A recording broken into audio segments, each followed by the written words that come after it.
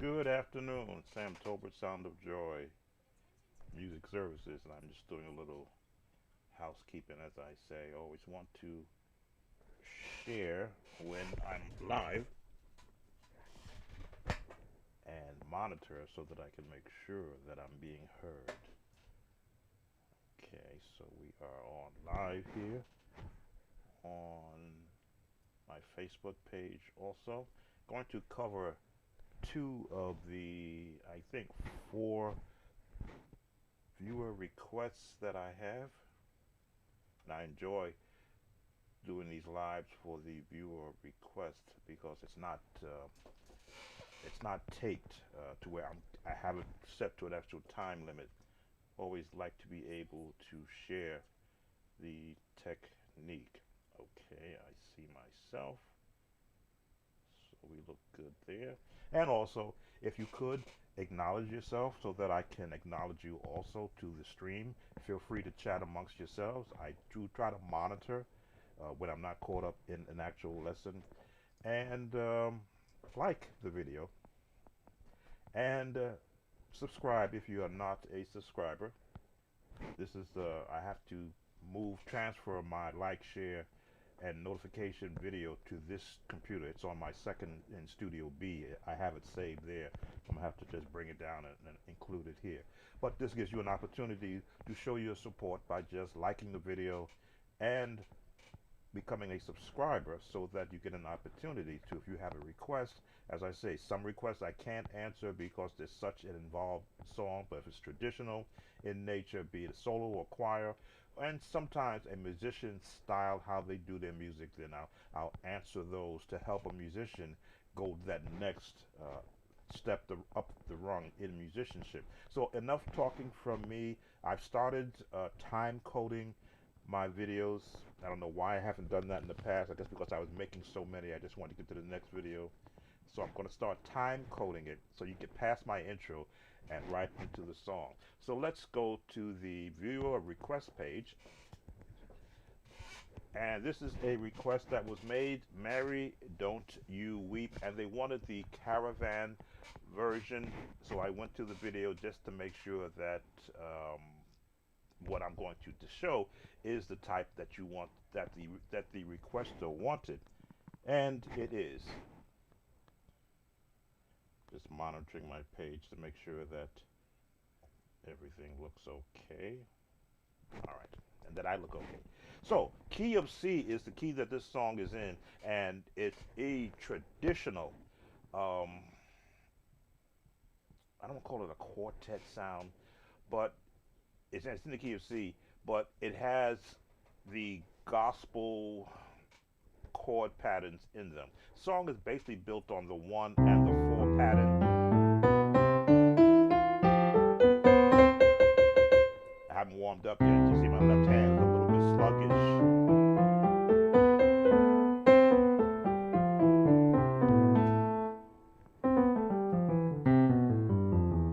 Left hand's a little slow.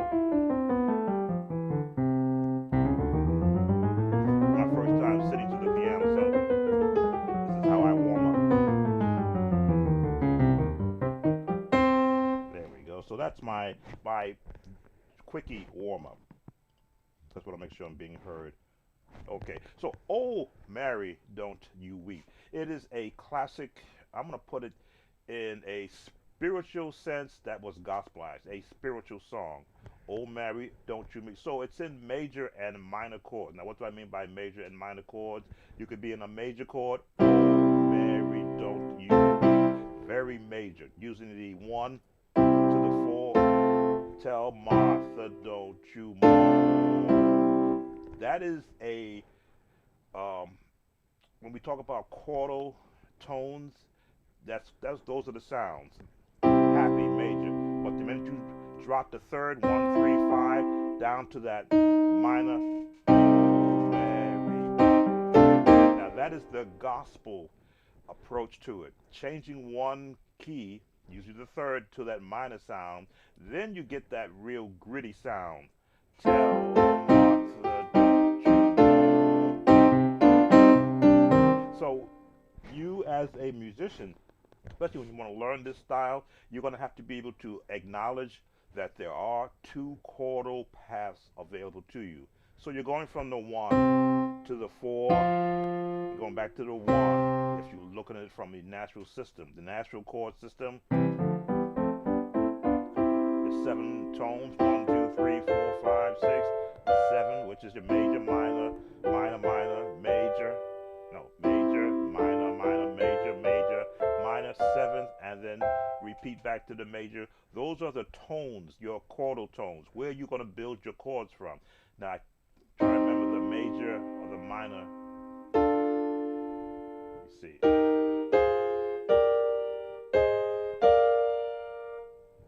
That is the minor path. Now, I did a whole series on the Nashville number system minor chords. I had to go and learn it myself because I did not know there was one, but I've been using it all this time in spurts.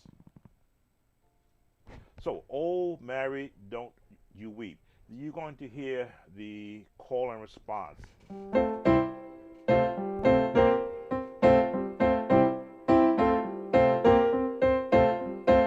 So that is when I was a youngster, we used to play this. I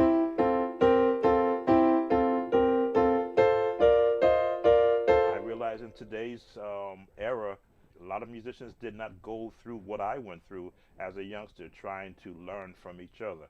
So I still take that as an opportunity to mix and match the past, what I learned as a youngster, to the present, where I am right now, where I can just pull from any one style that I've learned. So the 1, "Oh Mary, don't you weep."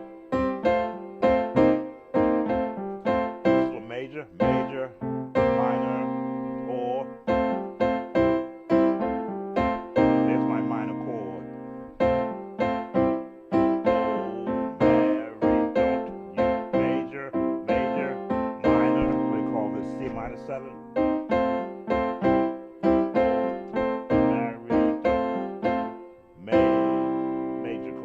Trying to not sing because I'm not a singer.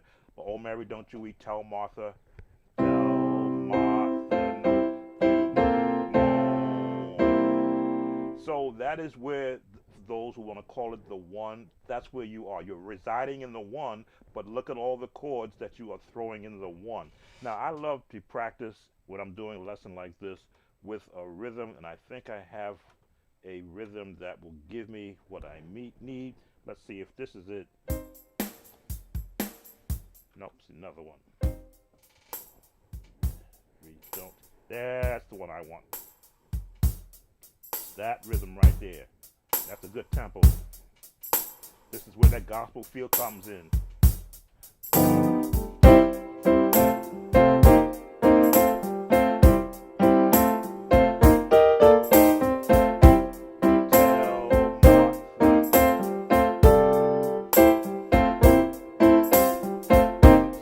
That downbeat, that's where your chords are going to be residing.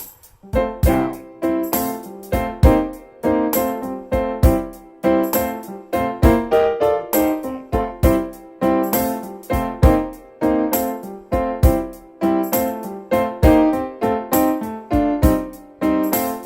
Right there.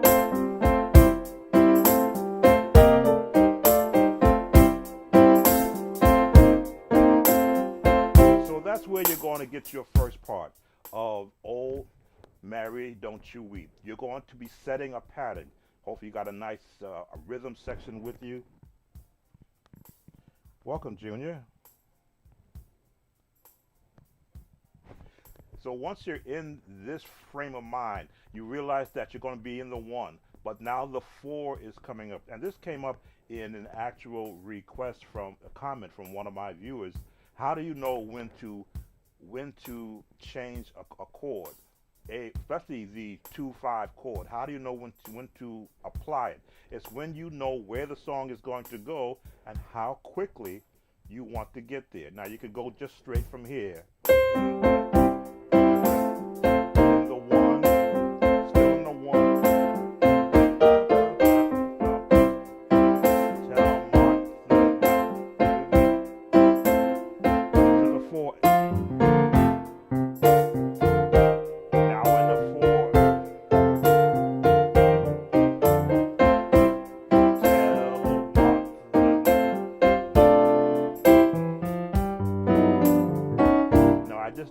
a 2/5 turn right there because I knew where the song is going to go.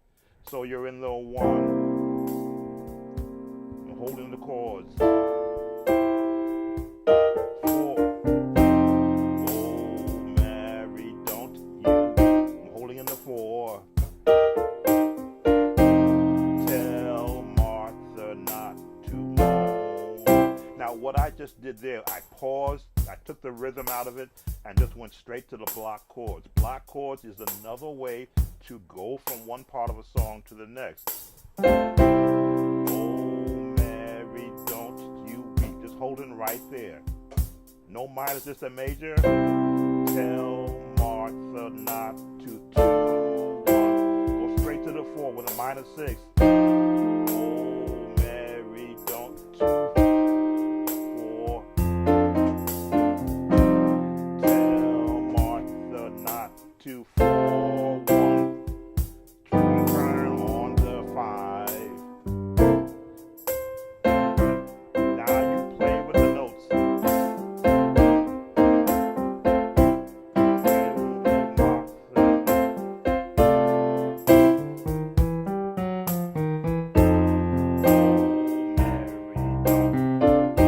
Bass hand, going key up, down to turn. So what you're doing is you are giving the music a jazz feel. So when you listen to the actual video, you're going to hear a portion of what I'm doing now, because that musician on the piano is using all the jazz turns.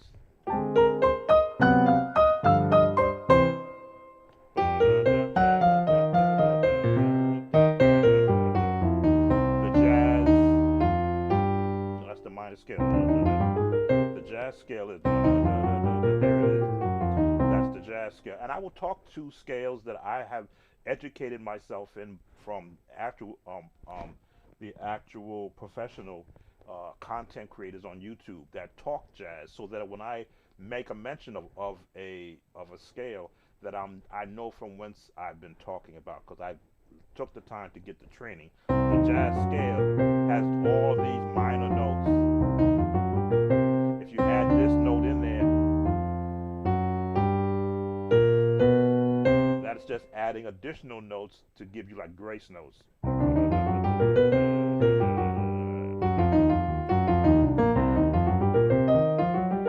As you see, my left hand has to work as fluently as my right hand, so I can pick and choose if I want to do octaves or chords.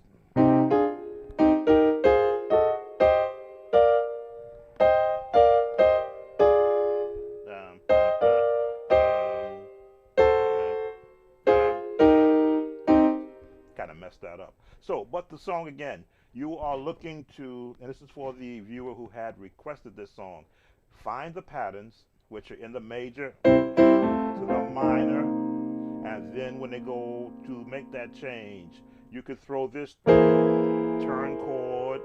Oh Mary, don't you weep. Let's get our bass pattern in there. Oh Mary,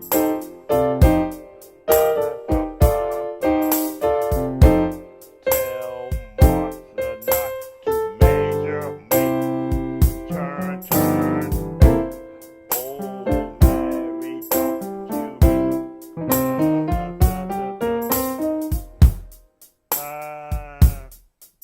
Pharaoh's army. Pharaoh's army, they got drowned on the fight. Drowned in the red sea to the 4.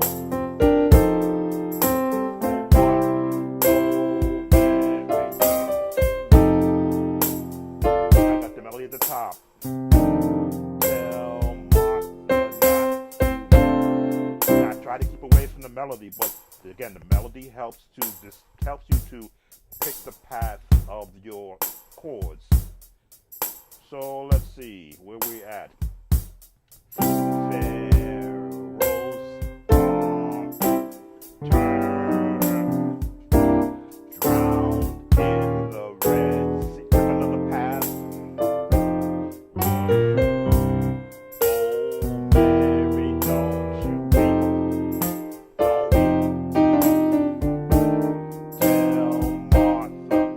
major.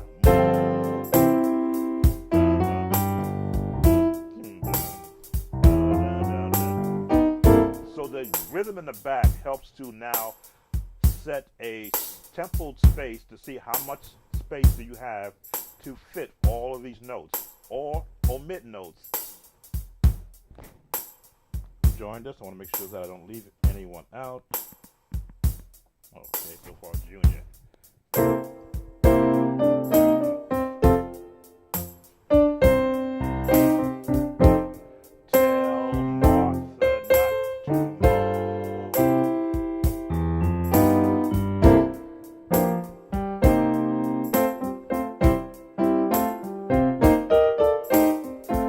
All I'm doing is following.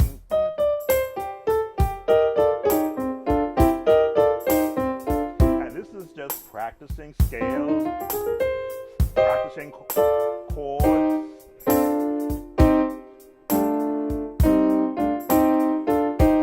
Just following the pattern. If I had a choir voice, this is choir voicing.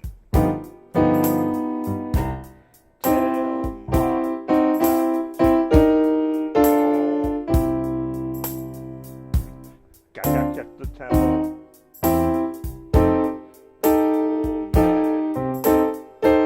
Just hearing the choir voicing in my head.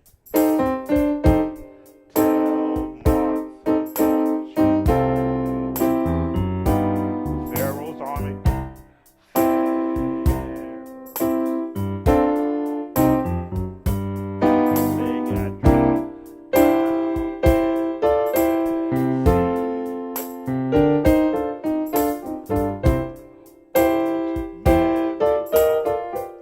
Get my chords from melodies.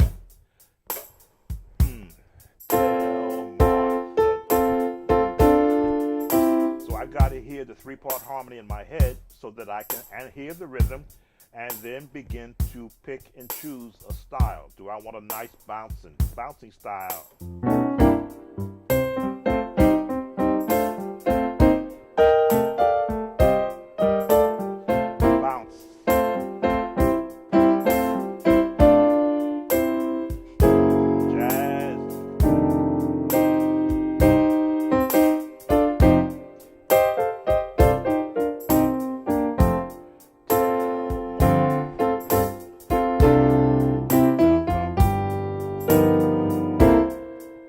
My bass starts to walk.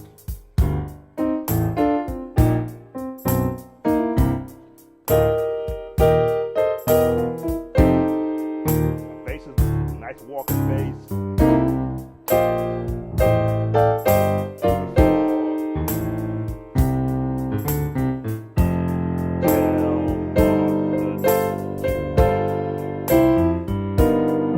Now that gives you 80% of the song, but now they're doing a repeat portion where they're just doing the "Oh Mary, Don't You Weep." Now there, the musician again is taking license with where the chords are going, and it's simple.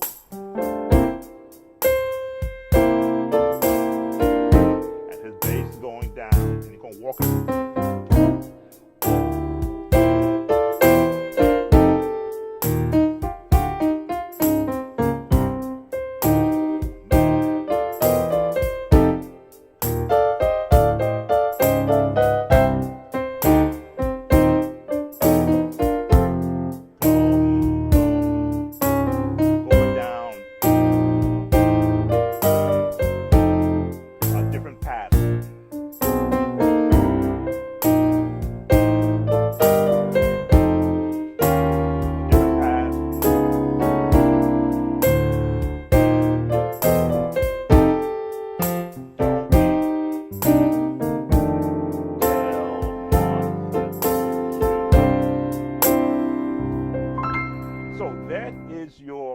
Pretty much your basic breakdown of the lesson. Everything else that I add to it comes by way of what can you hear. Now I've often said you can't. I think I started I did on my Facebook page. I posted a video to them, and I gave it the sort of title: "See it, hear it, practice it, and then play it. My way that as I learned music as a youngster, I didn't have the ability to have a mentor, nor did I have a video of someone showing me how to play it, nor did I have a book of chords. As you can see, I've got the pointing in the right direction. There we go. To the left there, and I'll bring this up because this is live. We'll do it live. My chords are coming from, there we go, are coming from what you see here, key of C, but I'm also borrowing chords in all of the other keys as well. Move me, this is live, so I can move myself. These are where my chords are coming from. Major, minor chords, from whatever key I find myself in. That's where I'm getting my chords from a generic standpoint. That is the generic look at where the bass chords, the chords that give me the advantage of knowing that there are more additional chords. Just want to, again, I like to see things in order. Slide you over there. I like to have a smorgasbord of where I'm going to get my chords from. So, hey, welcome, T. So when I hear a song like this, I'm like, okay, I see that song era picked from whatever the musicians of that era had. I can now, from my era, because I can apply so many other different chord changes, so many other different chord patterns, I could go, oh Mary, don't you weep. I can throw this chord, tell Martha, don't you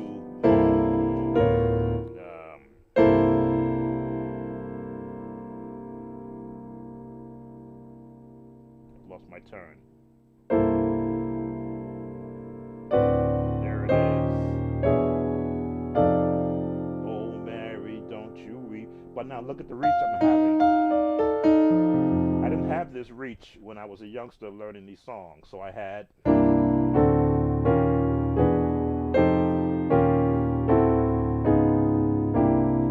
those chords came from, you will see this chord, C minor 6 is in that format, but then of course, if you've been following me in my piano chord series the month of April, I showed you where all the additional chords that are built from the natural chord system.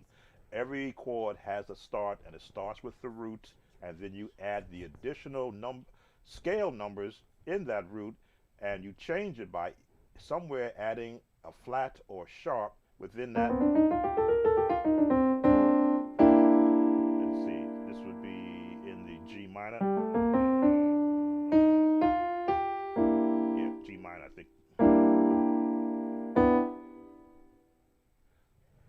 You add a chord by changing one note or two notes, sharp or flat, and that's where you get your minor, your diminished, your augmented, just by changing one note from the scale. But by practicing all of them that are available to you, you will be able to hear.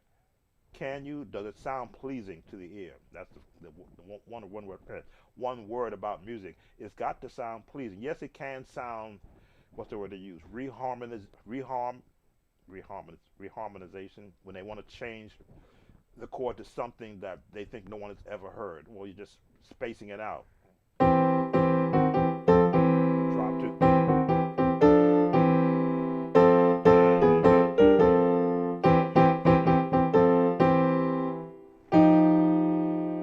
Missing that note.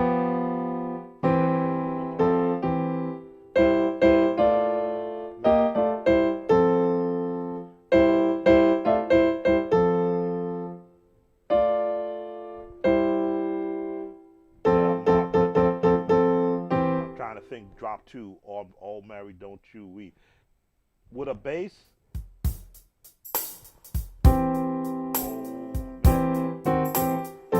sounds like something's missing. Turn.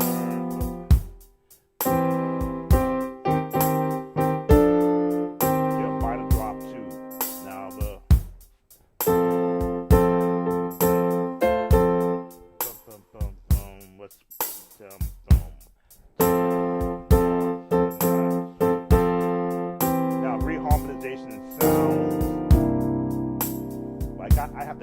chords.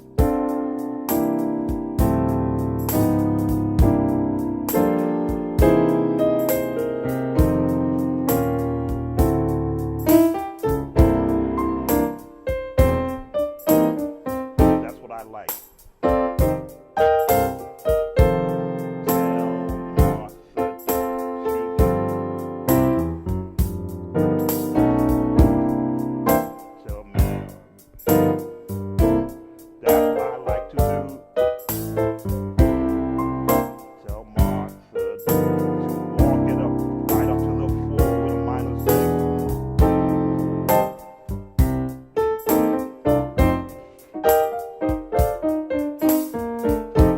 Had so much time, Martha, don't you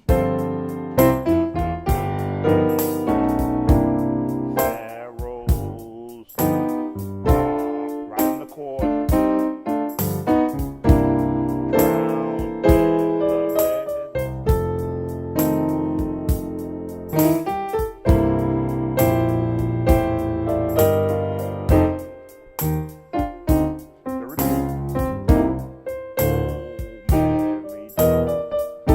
my melodies helping to build my chords. Mary, don't you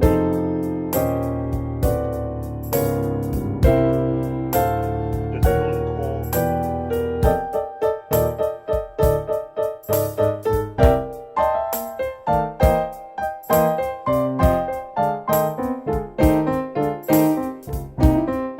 Tritone.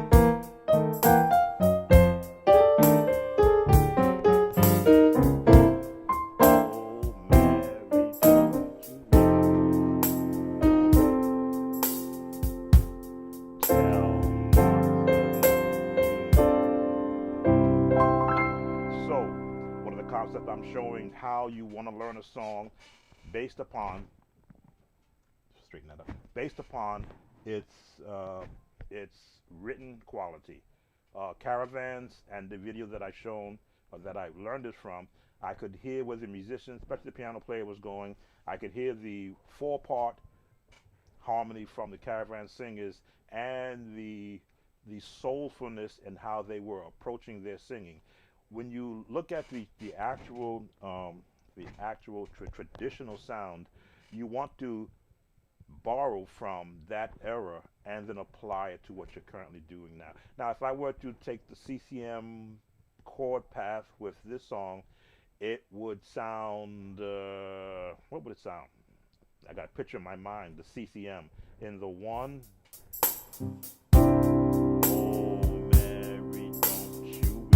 CCM in the 1. I'm thinking like a CCM playing. Tell Martha not to moan. Everyone go to the 4. Oh, Mary, don't you weep. Again, you can't do it so much in those chords. Tell Martha not to. Back to the 1.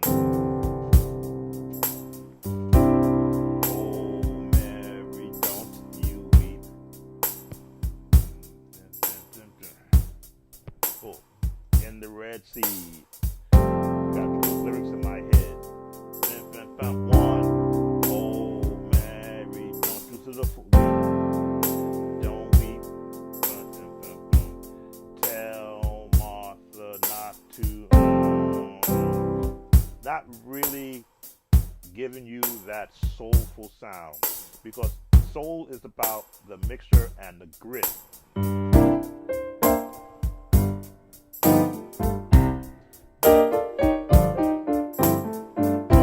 At that time, to not to moan.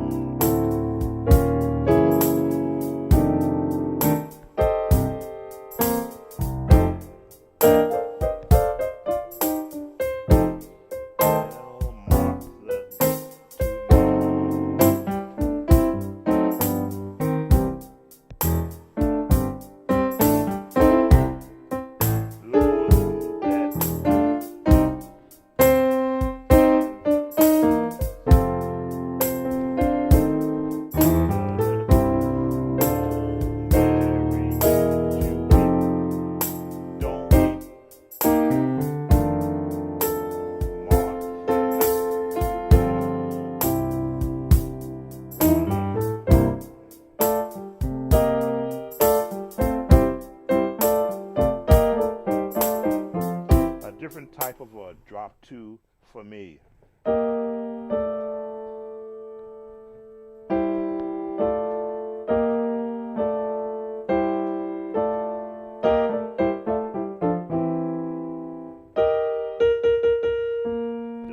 Just giving support.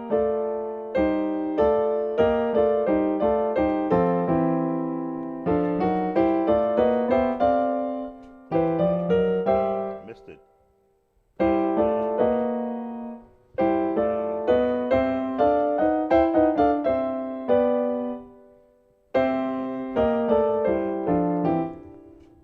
When I hear it change, it's because I lost where my place was musically. And generally, I'll only throw it in as like you would throw in a little bit of seasoning for that particular part of the song.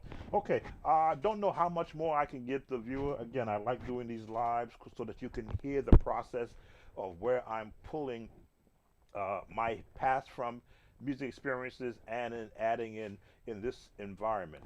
Oh, Mary, don't you weep. Mary, don't you weep. There we go. I wanted to make sure that I was giving the right one. So I will do the timestamp on this one, I believe.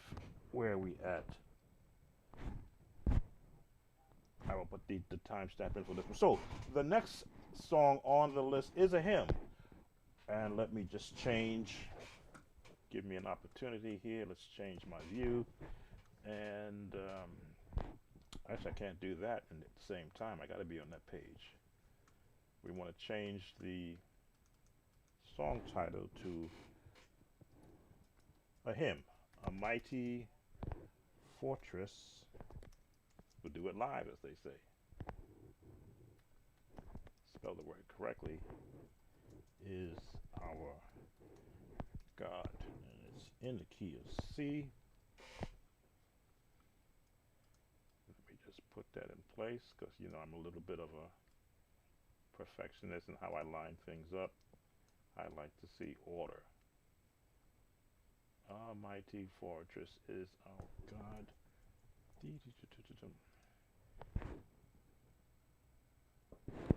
For those that are watching, again, I do appreciate your viewership.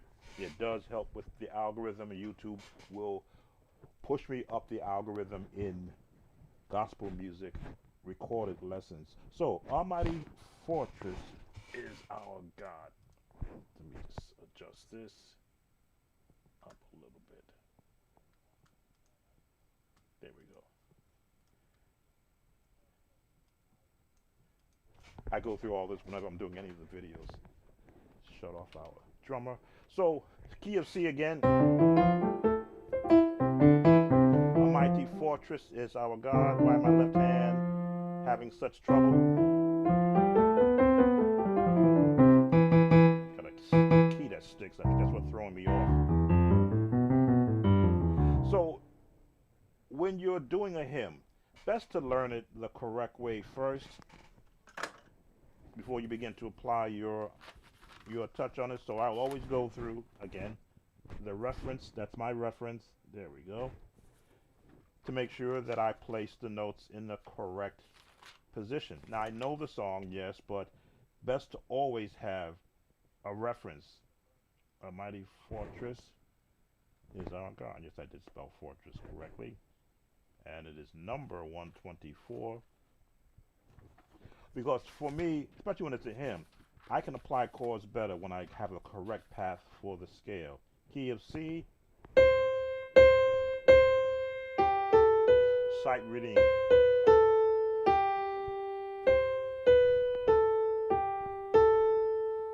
F.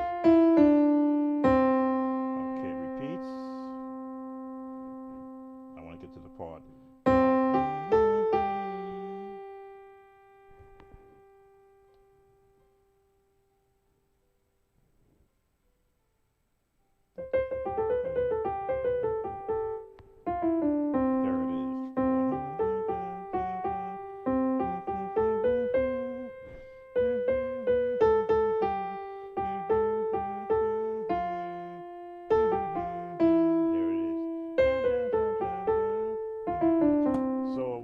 I'm 100% correct in how I want to place the melody. So as you can see, a hymn is based upon the hymn writer's knowledge of music. And this hymn writer wrote this song with the C major scale as the leader, prominent lead to the song. So that, which means it can be sung in unison and you're not going to stress those who are singing.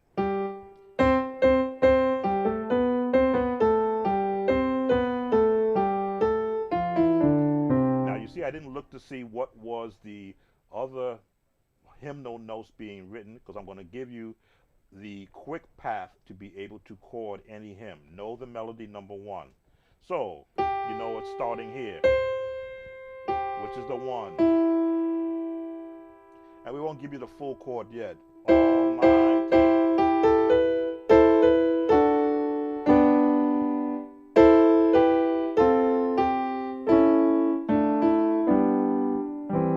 As you can see, I walked right through that, playing all the chords that are common to how this song, welcome Tristone, to how this song sounds.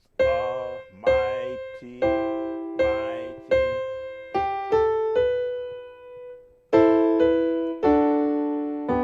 Now, if you were in my era, we would listen to Davy and Goliath every Sunday morning, and this was the song that they would open up with the intro.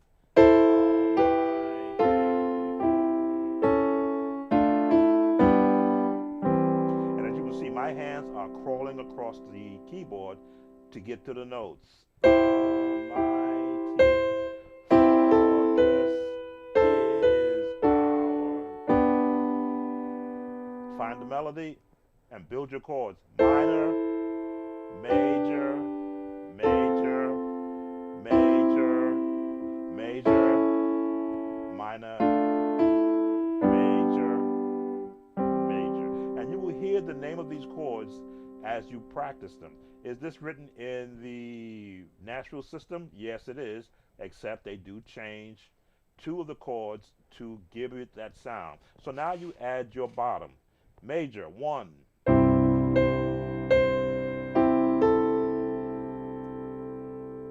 What chord do I want to put there? And keep it basic. We'll give you the 5 to the 6. 2 major, 5. 6, 5, 4. I'm going to give you the 3, 6, 2, 5, 1. And there's how your progressions come into place. The progressions help to give a path for the melody to ride upon. We'll go again. Mighty fortress, 6, 2, 5, 6, 5, 4, 3, 2, 6, 2, 5, 1. Now that's your hymnal approach to playing this song. We'll get to the another part. We'll go to part 2. C, G. You're going to give into the D major scale to get, because it's an F sharp, back to G, or it could be still be in G also. This is all melody, right in the scales.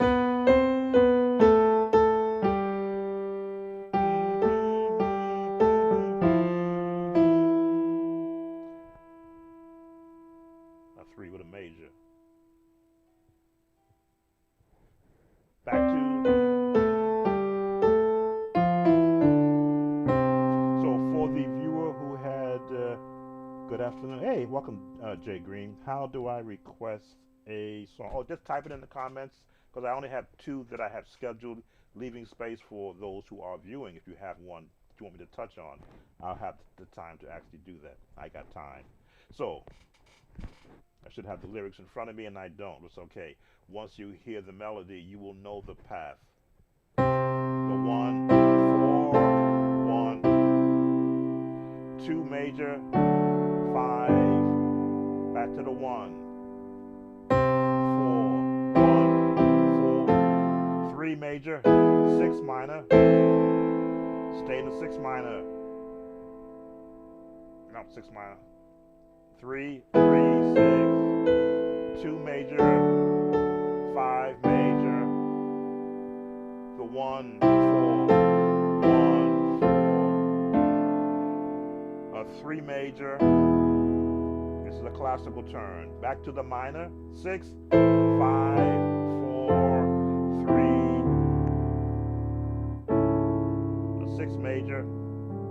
2, 5, 1. Now I'm calling out the numbers because I realize that a lot of those musicians who do watch me learned under the number system. So I'm giving you a path that I'm still learning. I always hear scale, chords, patterns, and then the song. So I am re-educating myself. When I say a minor 6, the 6 in any key is always going to be a minor. Under the rules. When the rules change, then that's when the rules change. Again, you change the third note of the scale. Either when it's a minor, you go sharp with that third note. 1, 2, 1, 2, 3. That changes the whole tone of that key to support where the melody is going. I'm going to give you some more chords. Major on the 2 to the 5, back to the 1, 4, 3 major, it's usually a minor, but to the 6 minor, 3 major, 6 minor, 2 major, 5 major, back to the 1, 4, major on the 3, which is the E major, back to the 6.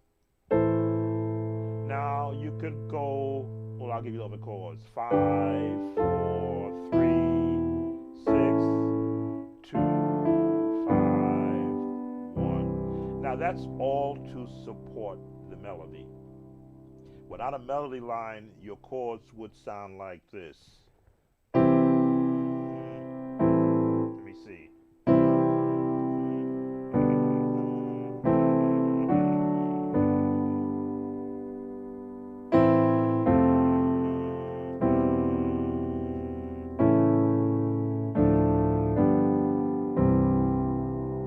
I'm struggling with it because I got to hear the melody line to be able to place the chords. Once again.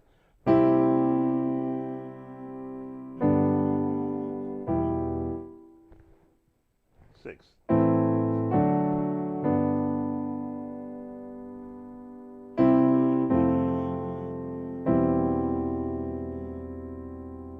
Major.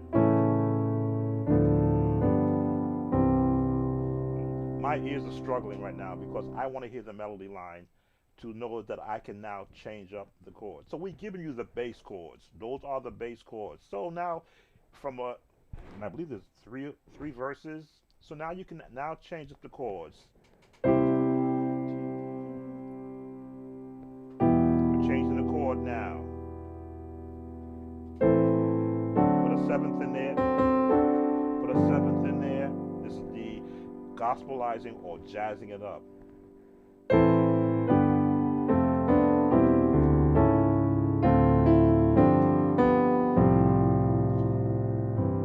We added some classical changes in there.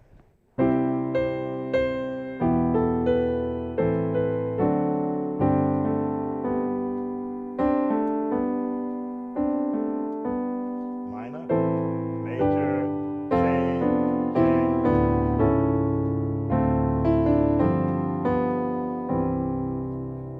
I'm mixing it up. I am adding in a little more seasoning. Same chord structure, but I've changed one chord. Before it was straight there, straight. But now I've added that 3 minor. But I put a 7th in there. And put a 7th on the 5. Minor, major. We're going to give you jazz 4. I'm going to hold it now so you can see it. It's going to resolve.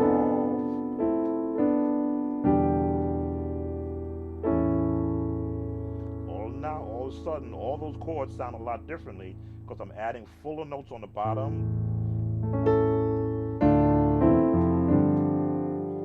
and adding motion and adding movement. Holy Ghost Power, Chicago Mass Choir. I'll pull that one up. So when we continue, you know it's going to be right here where you stop. 7,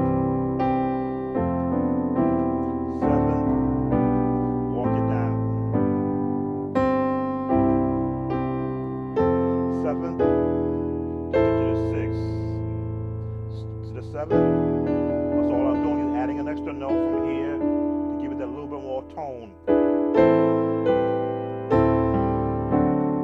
And what is this chord? 2, 5, 1. For the viewer, and I hope that you get a chance to look at this.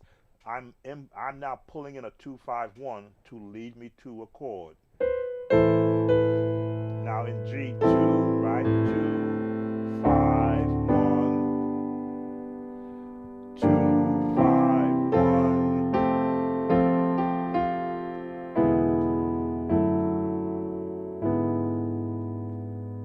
6, 5, 4. I'm changing the chords. 3. I see an ad pop up on my screen viewing it. So let me stop right there. This is just to give you this tone.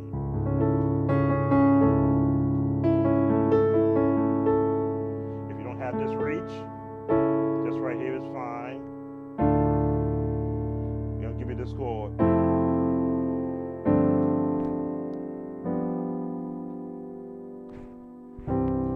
Welcome, Igor. How good is it to have a keyboardist family? Just be talking about my family, the Tolberts. We're 7 of us, I believe, are keyboard players. 4 on my side, and it's 4 on my side. Yes, 4 on my side who are keyboard players, and my cousin's side they had, oh goodness, 5. Yeah, my cousin had 5 keyboards. So yes, all together, if you were to put us, we could be our own group because they also play drum, bass, violin, organ, piano, keyboards. So if you're talking about my family, we have about, did I say 7? That'll be 11 of us. 4 on my side, right? And 5 on my cousin's side. Oh, I'm trying to count them all. Which ones still play? He plays, he plays, he plays. One didn't play, one sang. That's why I was trying to figure out where I get 5. 5 cousins on the other side, but one of them doesn't play. He sings though, tremendous singer. So that is the approach that you want to use. It's a hymn, yes, but can you implore the style of the gospel and classical to a hymn? Of course, but you need to know about placement.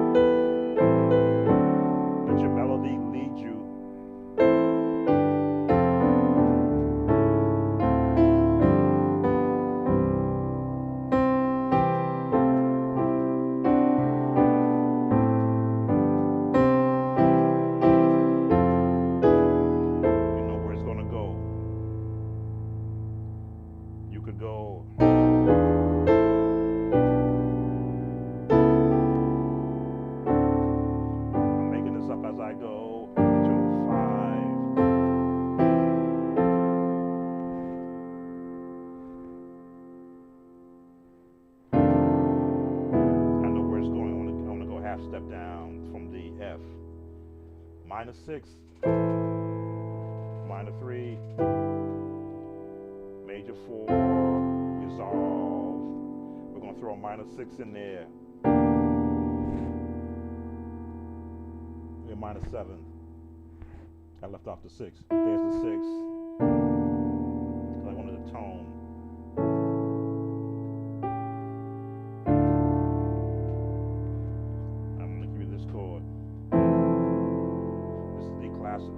The CCM chord and resolve.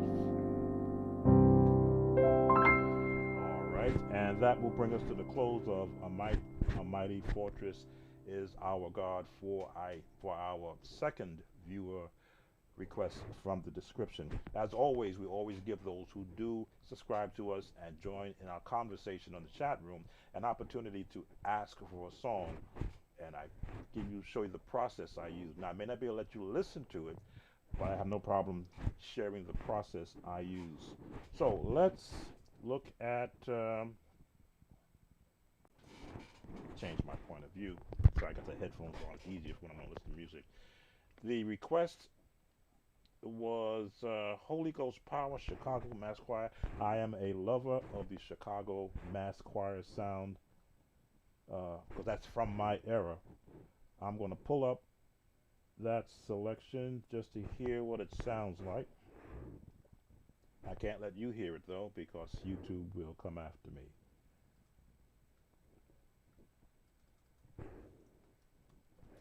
So let's pull it up. There we go. And let me mute my microphone while I listen.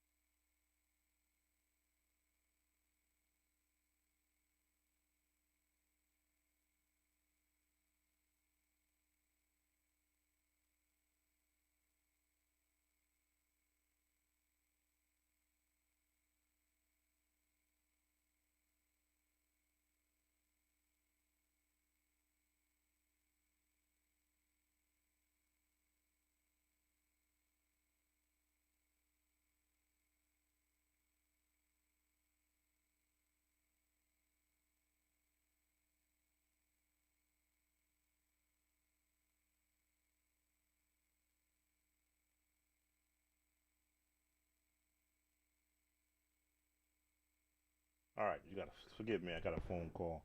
Wasn't expecting. So I'm listening to it. It is the, how can I put it? The updated or the revamped Chicago Mass Choir. Probably why this one never caught my ear, because this was the era when they became more contemporary in their. Yes, Jay Green. I went on mute so that I could listen to the song. In the key of A flat is where it is, and it's got a lot of movement in it from the contemporary side. So they've taken a traditional style and put the contemporary, which is sort of what John P. Key and Hezekiah Walker, who else did that change over? It wasn't your basic guitar, bass player, piano, organ.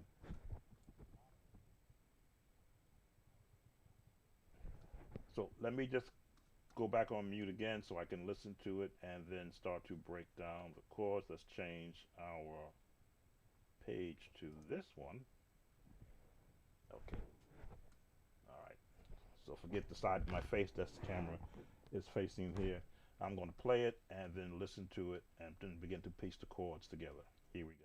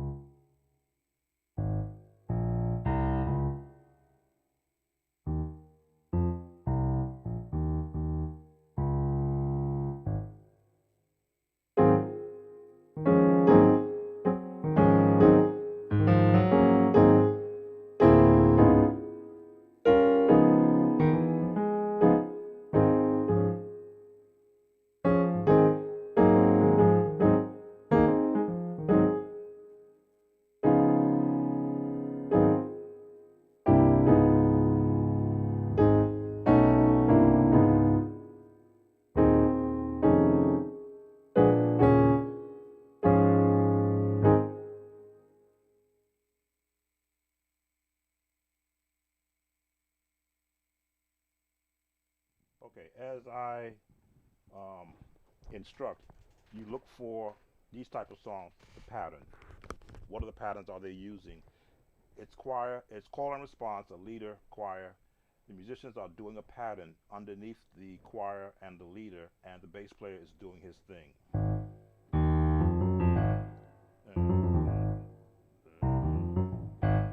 I gotta get that bass. There it is.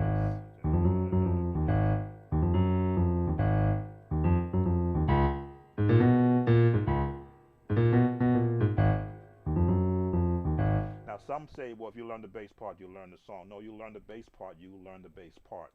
To me, the bottom of the song is the lowest note, which helps to tie in all the chords. Here's your chords right here, which is a jazz chord.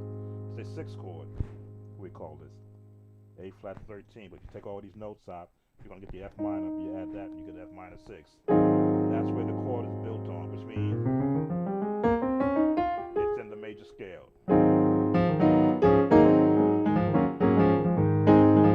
So they're throwing that 7th in, the bass is throwing that 7th note.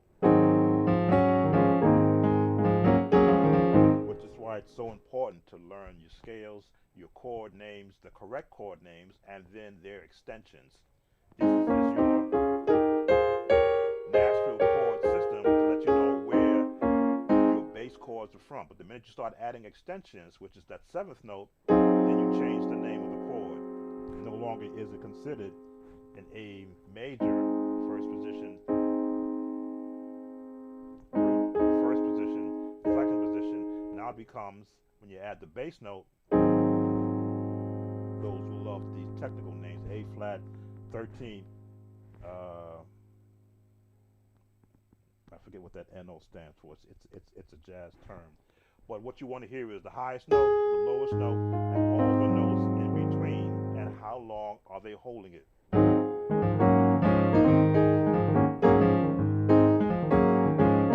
That's what's happening there. Then they're going to change to the 4.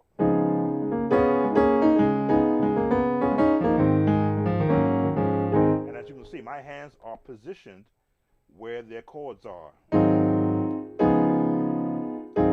So there's no really need for my hands to, as they say, extend the chord out yet, because I'm still in the learning process.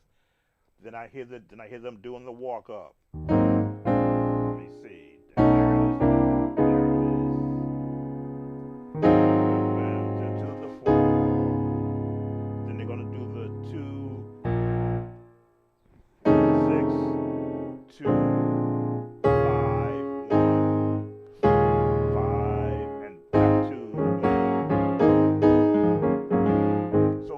To hear, first of all, what scale is it in? A flat major scale, but they're using 7th notes and they're using minor notes as extensions to give you that that classic sound. That's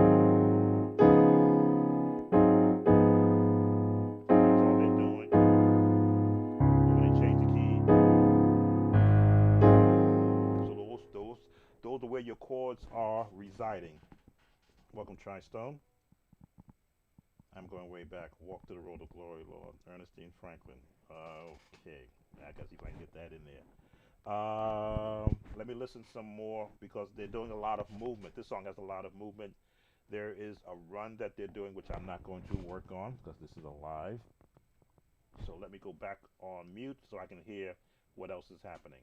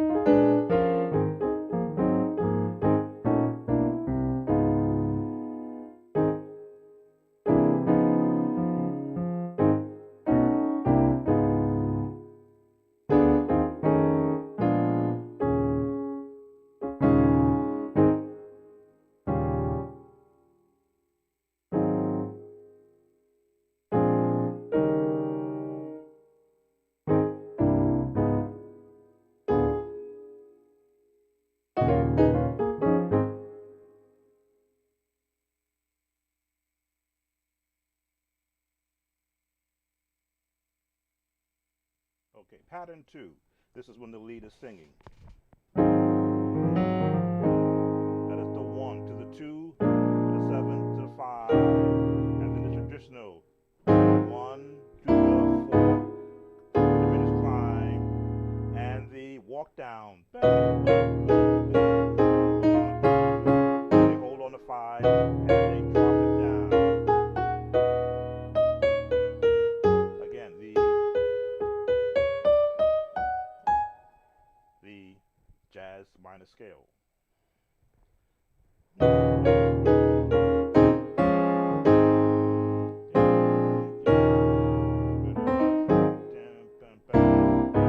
Diminished.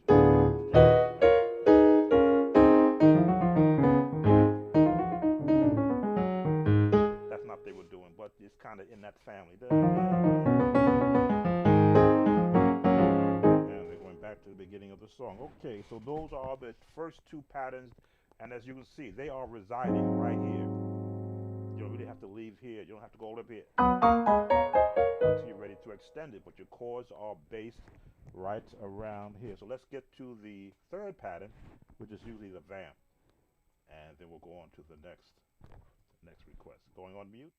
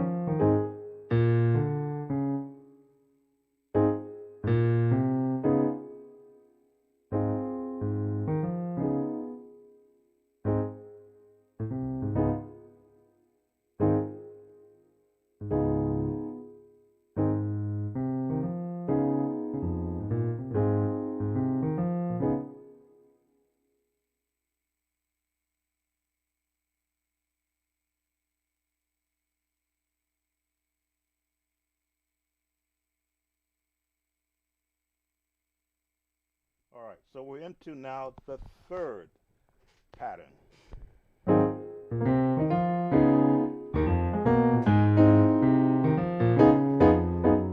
Right there. 4, 1. And again, you're holding in these chords.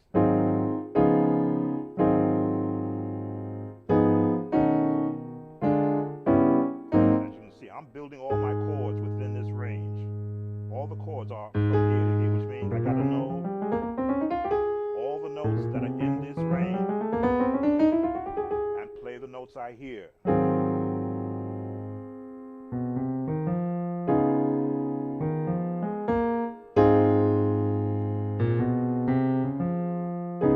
I can now drop down to why all these notes are right here.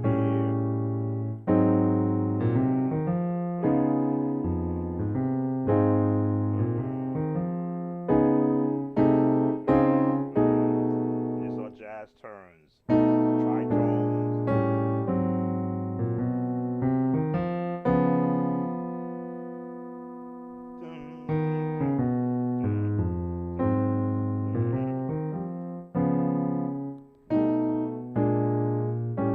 Again, as you release notes from your hearing, you can hear where they are. Now you can add.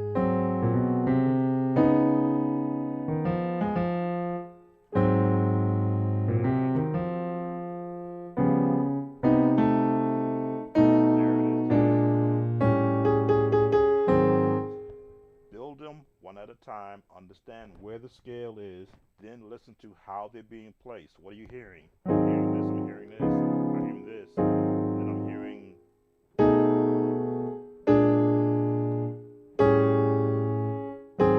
And then you will begin to add notes as you're going along, staying within this range, but you can go out.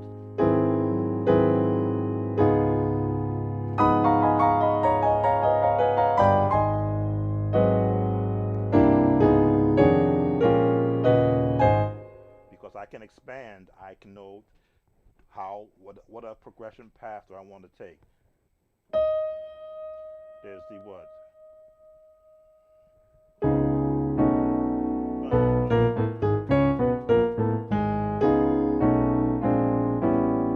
Those are the full chords. And expand on that.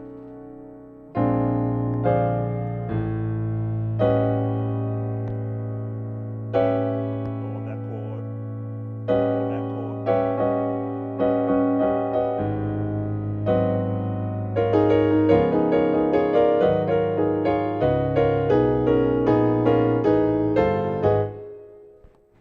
So much that you can do musically once you're shown first. Once you see it, that's what I'm doing right now. Then you get to hear it, seeing where I'm getting my notes from. Then you go back and you practice what you hear me doing, and you practice with the song as I'm doing. As I'm listening to the song, I'm hearing their chords, and I am borrowing from their base set of chords, which is all found within this range, and then the ones I've learned over time. Let's hear if there's another vamp. That's the third pattern so far.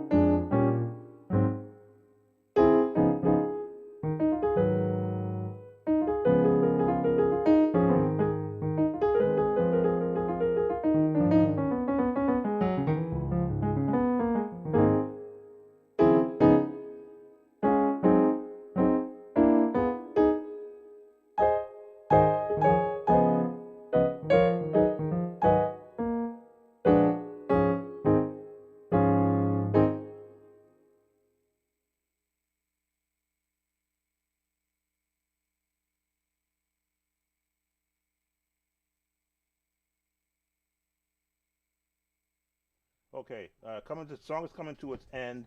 I think they're now singing "Go Back to the Altar," and they're just doing again. The organist and the pianist have their own roles. So the organist is up here. That's where the organist, the range where the organist is. The piano player is right here.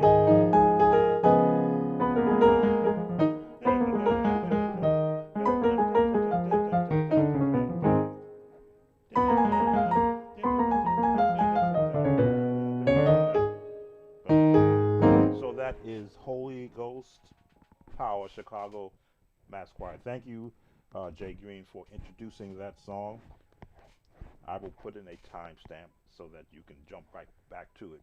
No more chords I can practically. Again, this is the traditional sound is freestyle for the musicians. They are given a song, the choir has their part, and musicians basically support with chords. Let's see what else was requested. Tristone has the intro changed from the contemporary version. I didn't cover the intro. Okay, I see an ad running for those who YouTube will do that now. They'll just throw an ad in there. But I did not listen to the intro. It has a lot of movement in it, so I wanted to just cover the real meat of the song. You will hear a lot of the movement, and as I say, in your own time as you uh, grasp the concept of learning the scales, so that when you hear a note that's not in the scale, which is what a bass player is doing,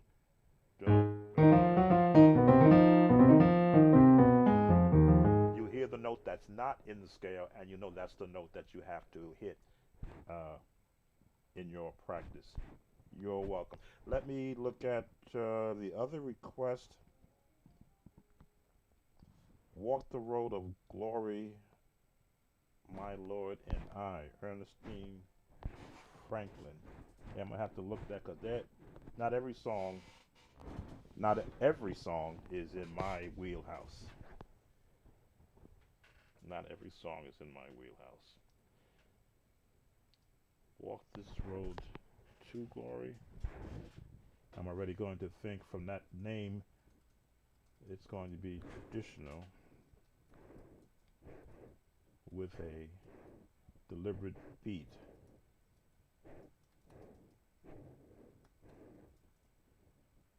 My Lord and I. Okay, it pops up. Let me. I'm purposely on mute so that you don't hear it played.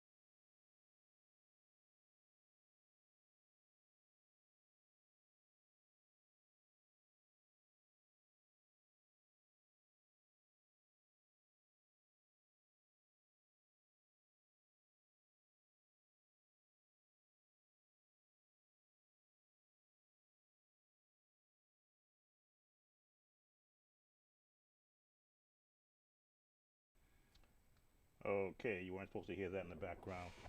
Hopefully YouTube did not pick it up. I switched screens and didn't turn on my mic. So, uh, early choir gospel where they didn't play by the rules as far as placement, timing, I should say. They started down here.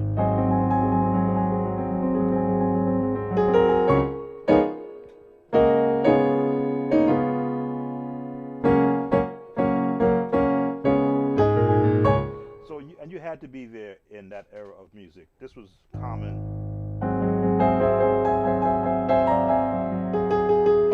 They love this. Some people call this a spooky chord.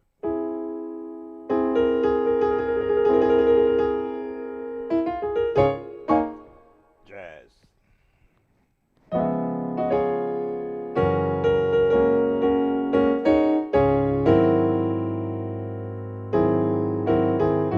Pick your chord.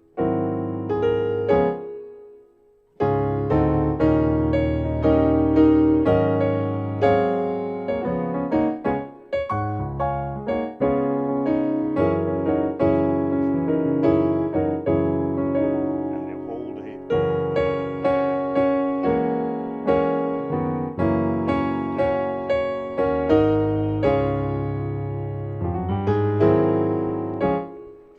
So it's the timing of this song that I had to listen to. I said, gee, they're not letting it go. They're holding in these chords. They're not giving you the updated paths of that gospel morphed into, where they kept everything into a 8-beat, like a jazz count. So let me listen to it again and then play those chords. Let me turn off my mute so that you don't hear it, so they can see the timing.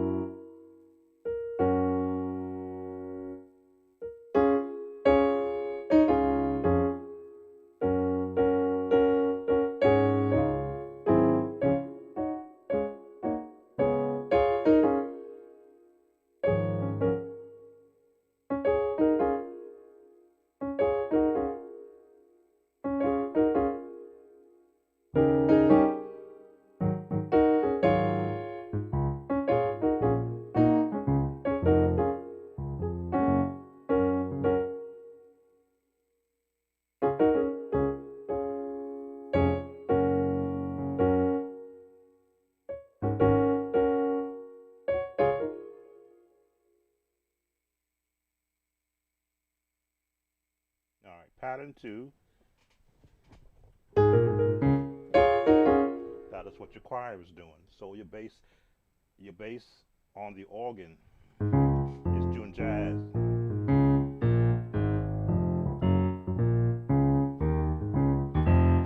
Again, they all pick and choose from jazz.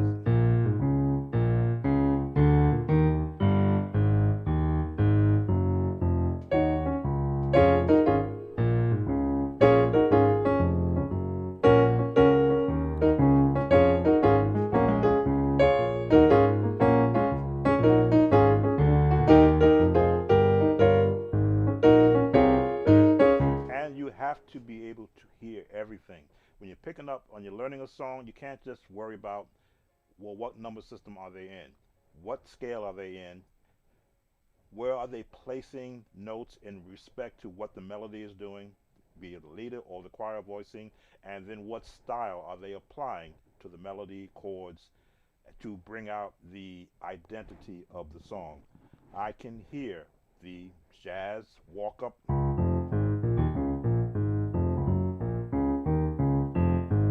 So it's natural for me to go there because I already know that style. It's like, okay, I know what they're doing there. I'm not. It's not foreign to me. They're the 1, the 4, the 5, the 1, 6, 2, 5, 1, the 2 major, the 5, because I can identify the style that they're using. Now, what I got to worry about is where are they placing the chords?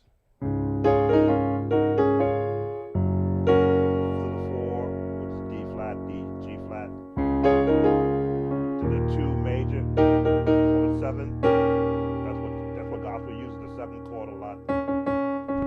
E flat 7. And when they do a 5, they use a root chord. If you learned any of the Timothy Wright songs, his songs are like that also. I'm a witness for the Lord.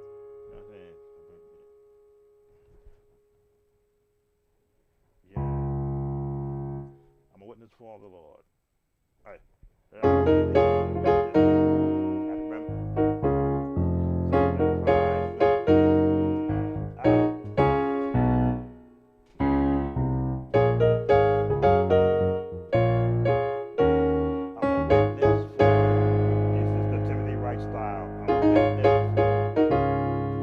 And I got to experience that firsthand because I worked with him in the music department in the Eastern jurisdiction of Churches of God in Christ in New York City, out of Brooklyn, New York. So I learned his style, how he chorded his bass around his music.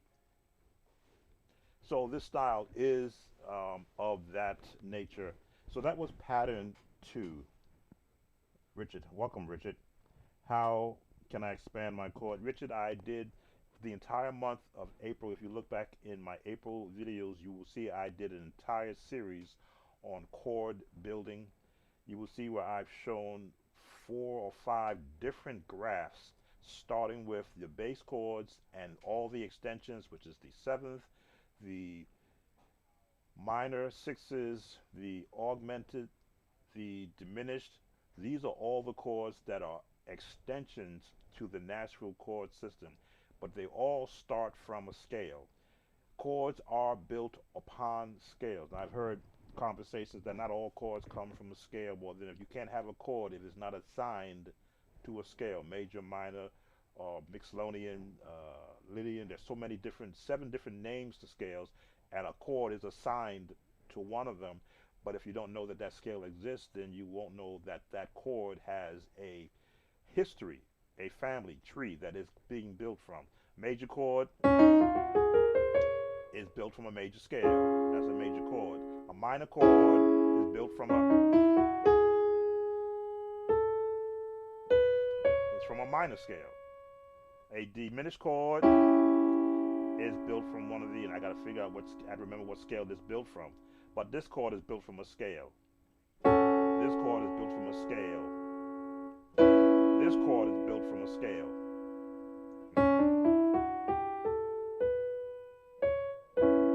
Those notes are assigned to a scale, but you have to know that scale exists. So when you want to expand your chords, start from the root, which is the natural chord system. scales are coming from the major scale, which is all part of the natural chord system. Then learn their offshoots. Who are the family members? Major, minor, diminished, right? Major, minor, diminished, and augmented. There it is. I knew I left out one. These are all of the, what I call them, cousins of the major scale. And you have the right to borrow from those chords and use them as you see fit. When I want to do this turn, that lets me do that chord. It sounds pretty, but if I expand upon it, now I'm expanding on that chord. But if I don't know that it exists, I won't know that I can use it. I just go right here, but I can go and keep expanding.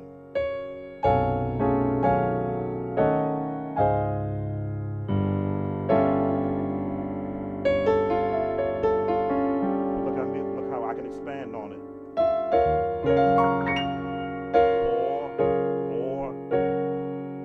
Or, just, it's a matter of finding the major family. That's the major family. The major chords, these are all the cousins, brothers and sisters in the major family. Major, minor, minor, major, minor, diminished. That's the lost sheep in the major chord family, that diminished, right? But it's part of the family. And then you go back to, I'm sorry. 1, 2, 3, 4, 5. There's a diminished chord. So these are all the family members, cousins, brothers. There's the root. These are all the brothers and sisters in the major family. And every family has it.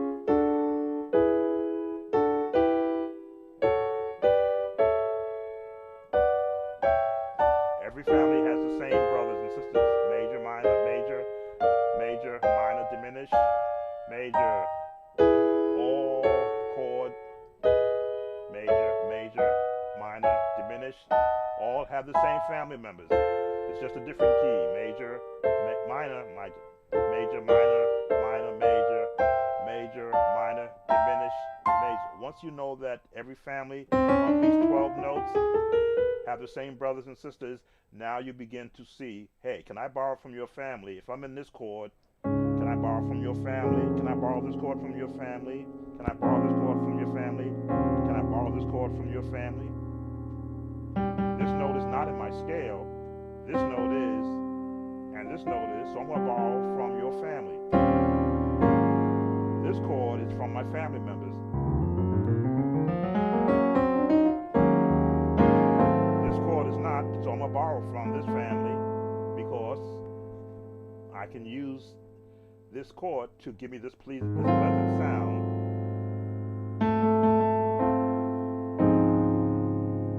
And this chord is part of the family. You just leave off some of the brothers and sisters to give you that sound. That is my analogy. That is how I look at it. I realize a lot of other content creators use different terminologies like a dominant seventh. I didn't learn that path. I did not have a music teacher, and I must always put this disclaimer out there so that I don't give the impression that I sat with a great music teacher who broke it down for me. I had no one to break this down. Not until I started investing in chord books was I able to look at how a chord is formed and then go back to the music I was struggling with to go, oh, wait a minute. If I practice this chord in every key, just finding the notes in this scale, now if I hear this chord in a song, I'll go, wait, oh, that's that chord. What is it called? I'll open the book, and I forget to, I have all my, I'm looking at all my books piled up, chord books that I invested in so that I could educate myself what other musicians of my era refused, and I use the word refused in the way that it was meant to be used, refused to show me. They just said, oh, don't worry, you just keep practicing. Well, keep practicing what? Oh, God will give it to you. And I'd walk away as a 12, 13-year-old, confused that those beautiful chords I heard that musician playing, he would not show me. He would either stop playing or turn the organ off so I couldn't see it.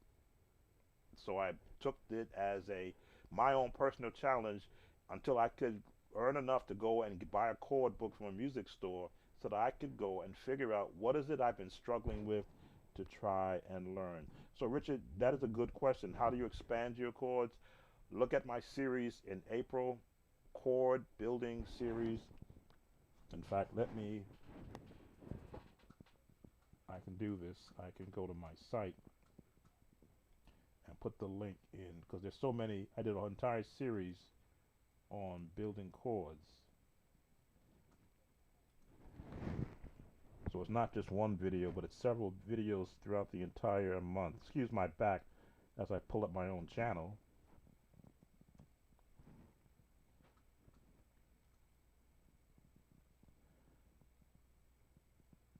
Because I do several series to make sure that I don't leave anybody out. Here it is. Is this it? No, those are current videos. Let's see. Well, I have a lot of videos out here. Over 2,400 videos showing different styles. Let's see. I could put this one in there. Why do musicians need to practice daily? I think that one talked about all the different chords. I don't need to hear. Let's put that one in. I'm going to put this in the chat to give you a place to start.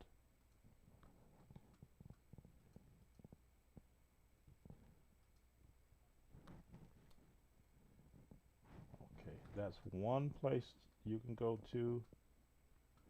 And as always, you can go to the search engine on my main channel and just type in chords. Anything with chords will pop up. Everything I have in there. But I want to be able to give you a place to. I mean, there's so many places to start on my channel. Let's see. I may need to reorganize this for those coming in new to my channel. All right, let me do that. Let me follow my own advice. And let's go basic chords.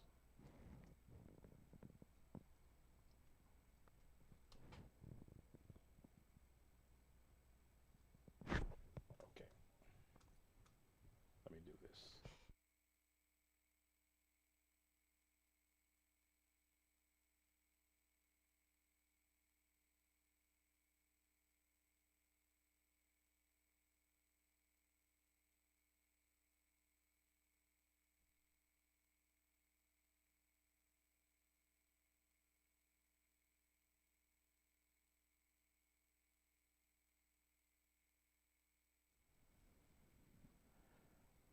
Okay, so this was part of the series that I had, Richard, on my chord builder series. This was the page I had constructed to do the entire series on. As you can see, I show you chords in major keys, chords in minor keys, a chord builder chart. These are all, you can go to Google and Google these same chord chart names, and you will be able to see how many chords you can build. Let me just expand this one.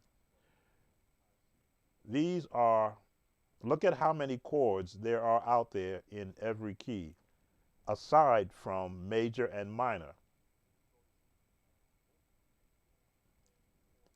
So these are not available on my site. You can go to Google, and if you see how this one looks, just like I did, and you will see the charts that show you the extended chords that are above the Nashville chord system. This is where you begin to build your own reference library of chords in every key so that you can practice them.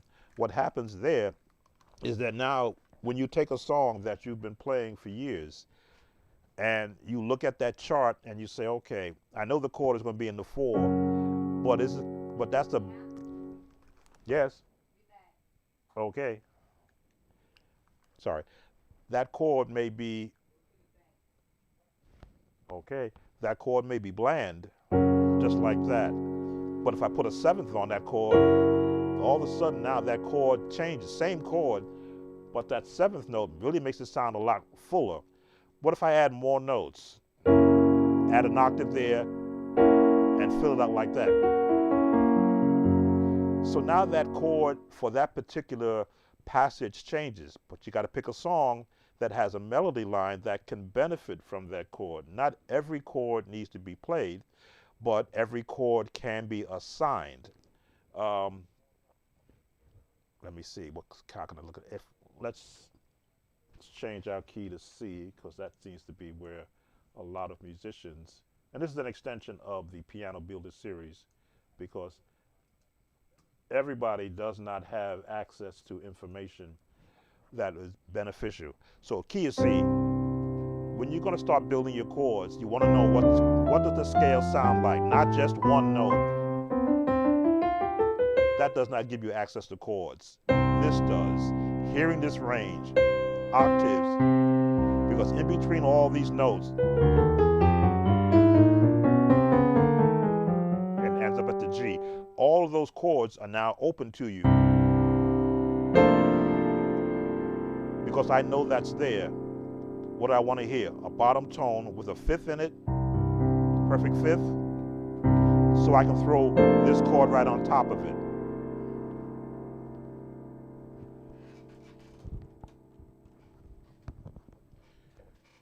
Because I want to hear that tone take me from the 1 to the 4. There it is. So what have I included in this chord? I've included a tritone, a C minor, extensions.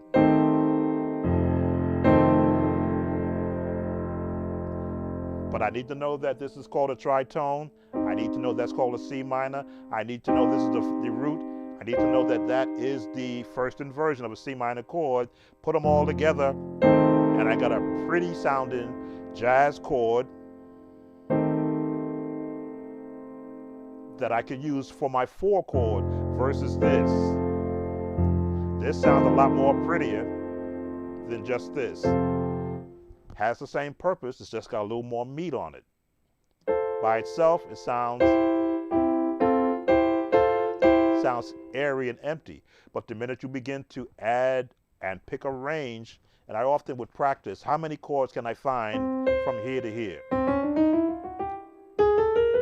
All these notes, that's in there, that's in there, that's in there, that's in there, that's in there, that's in there, that's in there, that's in there, that's in there, that's in there, that's in there. These are all the notes found within this range. So anytime you extend that range, you now add more notes. So if I go out 1, now I have this in there, now I got that in there, now I have that in there, which was also in this range.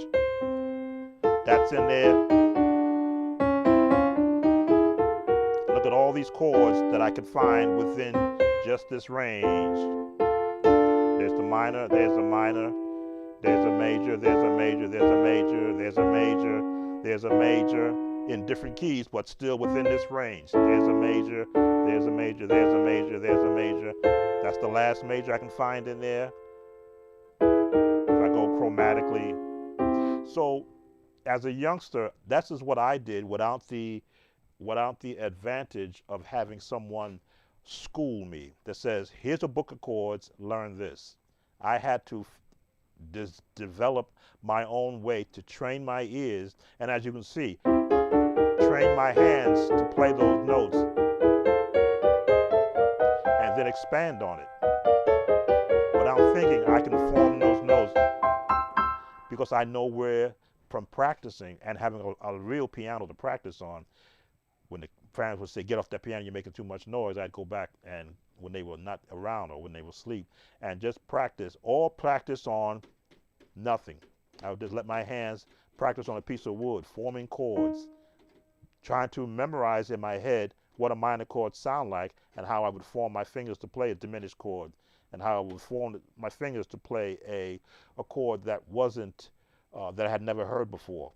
Now, when it came down to these chords, I was lost because I did not know what they were. I knew what it sounded like when I would hear it, but it was uh, I often say 10 years of lost time for me because there was no one to school me on what these chords sound like. Yes, I began playing for a church, but I started at 17 years old, but I had already had schooled myself on how to play a Hammond organ because my father was still is a certified Hammond organ technician. So there was always a Hammond organ in his repair shop.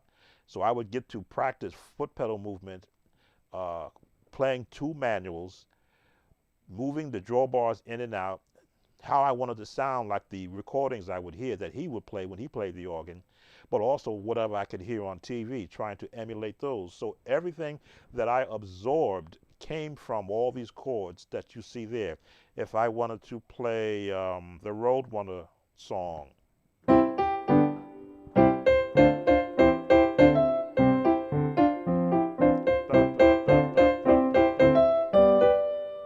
minor F,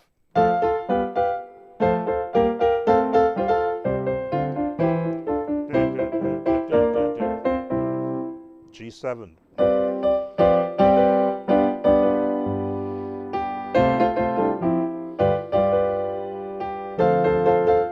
haven't done that song in around a while. But I wanted to play those tunes I would hear on the television so that I could learn to play them without someone showing me these are the chords that you're hearing.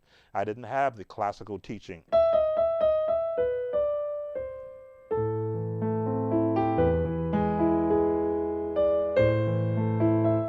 I had no one to show me how to properly move my fingers.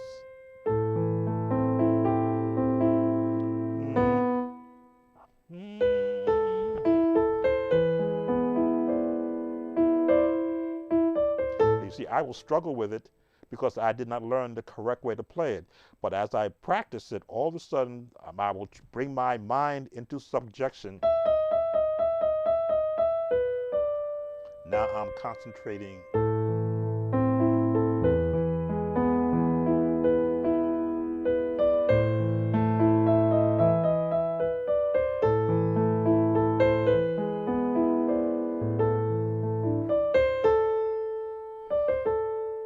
Changes key. Minor, major 3. But now I apply my own thoughts. I'm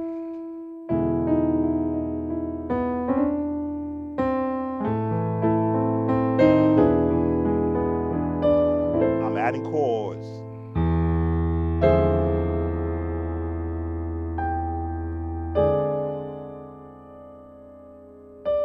C, minor,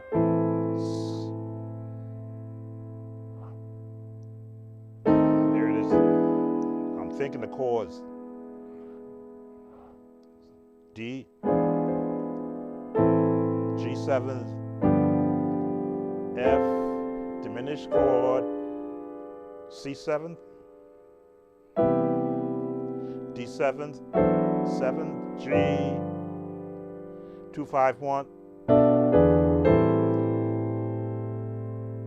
251.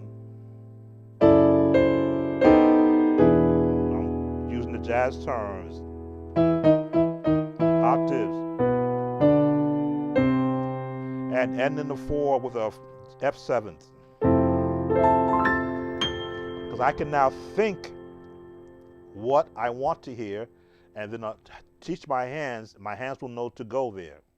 Because I know what the chord sounds like based upon the scale that I'm in and how I want it to end. That all came about by getting chord books underneath me, going back to those tunes I heard that I could not understand what they were doing, and then applying basic theory, scales, chords, and the melody which they're being placed around, which means that now I can as they say, reharmonize whatever I'm thinking of. And I use that for doing every song that I play. But that one link there is just, that was an actual live where I talked about why do musicians need to practice. I covered a lot of chords in that. But if you go into my channel, what I may need to do is go back into it and create another playlist of, actually it's the basic chord list. It's already, there is a playlist for it. It's called basic, it's called basic chords. Let me, let me do this. Because this is important. I always like to make sure I give correct information out. There we go. So you don't be looking at my side. I'm looking at my channel. Go onto the playlist, because I make sure anything I do, I give a playlist so that you can see. Learn the basic chords in every key. That comes up first. Pro piano series, that's the pro chords. That would be a good one to look at. Let's see. The live streams, I would say, be good because I do cover a lot in the live streams. Skype summary lessons, that's a good one. Those are Skype summary lessons of people who have paid for private lessons.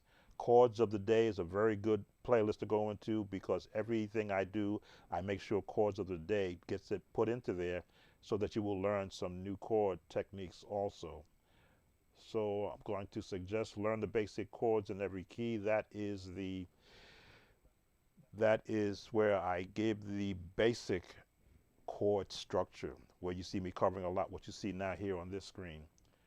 If you go into the Pro Piano Chord series, those are the chords that you will hear in a lot of your contemporary music and R&B music. I purposely created that one to give that extension of chords that were hidden from me as a youngster for the pro players, not for those in the basic. But it's good to, again, good to know that they exist.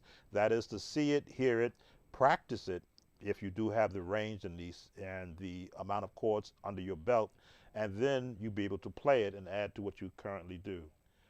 Gospel music theory, 43 videos. Wow. Okay.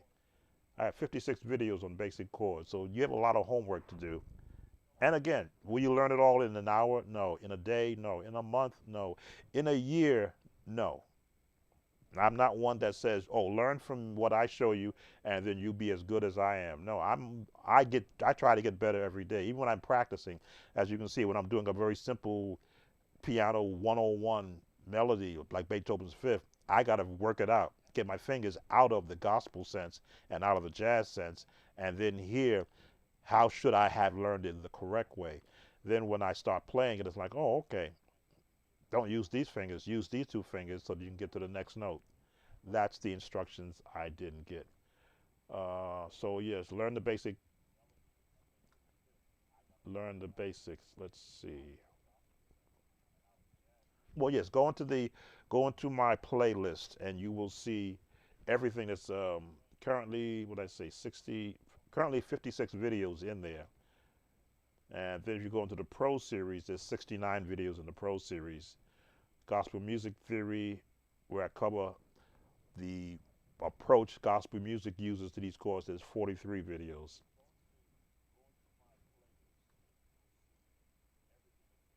And of course, the viewer requests is where I break down the songs for those viewers who support my channel with their viewership. And that's got over 423 videos and just viewer requests. And in each of those videos, just as I've done in this one, you will see me break the song down to its scale, basic chords, and then how they were placed in a particular song. Welcome, Clark Kent. I'm still trying to get the rhythm and overall soul and groove the music. Your left does a lot of grooves, from bass walking chromatically and diatonically. Can you teach us how to add specific flavor to your left hand? What is the theory? Thank you and your advice to make that left hand amazing. Clark, my left hand was my weakest link for probably 10 years because I did not know what to do with it. I could play chords in my right hand, but in my left hand, I was struggling. I'm like, wait a minute. I hear other guys doing all this movement, and it's still not great, but I use it as uh, my additional chords, and I believe I put left hand videos, and let me just do left hand. Gospel chords, left hand 101, a beginner's guide for church musicians. How to make your left hand better. So I have a whole set of videos on left hand. Let me bring up another page so I can show you that I always look out for musicians.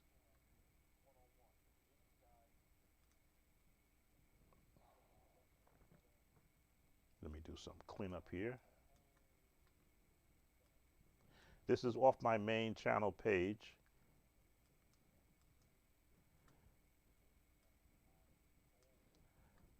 I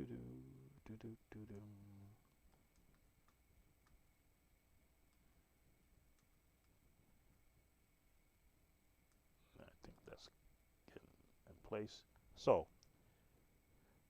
if you do a search on, you see in the search engine, I have left hand there highlighted. That's how I came up or was able to see all the videos that I put together. And I thought about and this is a year ago too, for this one, for left hand 101, a beginner's guide for church musicians, gospel piano chords, how to make your left hand better. So has already been addressed. Let me just make this a little bit bigger. For Hammond organ, techniques for left hand bass. 2 years ago, beginner's guide to building left hand chords. A quick short on how to develop your left hand bass. Left hand bass techniques, left hand shape, my left hand bass movements over R&B chords. These are the older videos. Come on now. Google has been an issue over the last couple of months. Scales for the left hand. Oh, they were all part 2 and a part 3. Beginner's guide for church musicians, left hand chords 101, number 1, 2, you saw. Left hand bass. Learn to play better bass using Sam chords and C. Okay, I did sold out, but I give you the left hand chords. How to build progressions. Okay, these are going through all my videos now. But you will find that any video that I have created will give you the left hand techniques also. Okay, I think these are the current videos. It's going through all the videos because this is a YouTube search. But there is a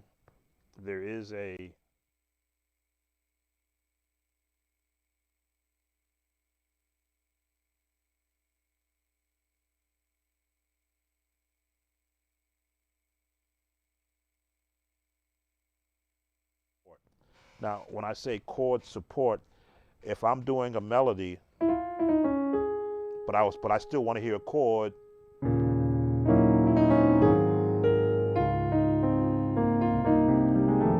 There's my chord support, my bass, my chord support, my bass, my chord support,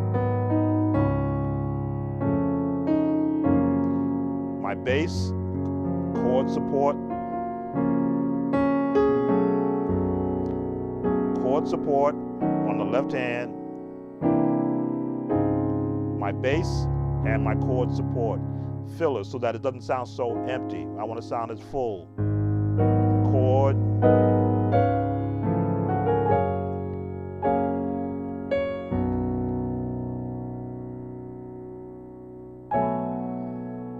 Here it is. So that I can hear every note that my brain hears. I want to be able to audibly make it. Now sometimes if I want a low note, but I want this chord, this is where the techniques that a musician did not show me, how to use the sustain pedal as my friend. Hold, sustain pedal holds that note for a little bit. I can now jump and find the chords I want to use, come back and hit it again. So that chord stays there. As you can see, all these chords, I'm holding on to 5.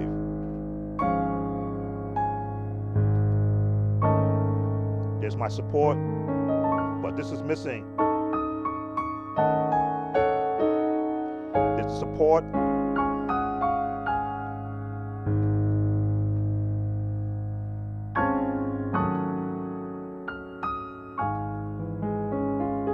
It's got to be able to do arpeggios and runs.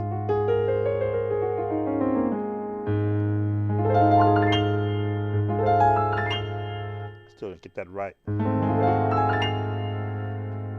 And then resolve.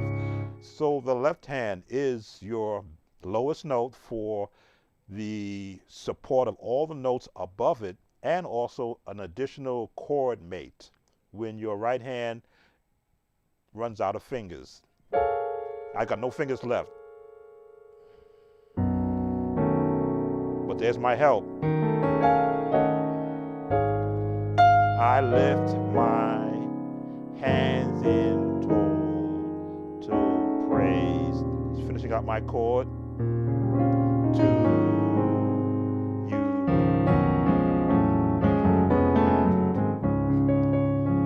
So it's the understanding that once you practice scales, not as just as an exercise, but to hear what notes are in the range of your left hand.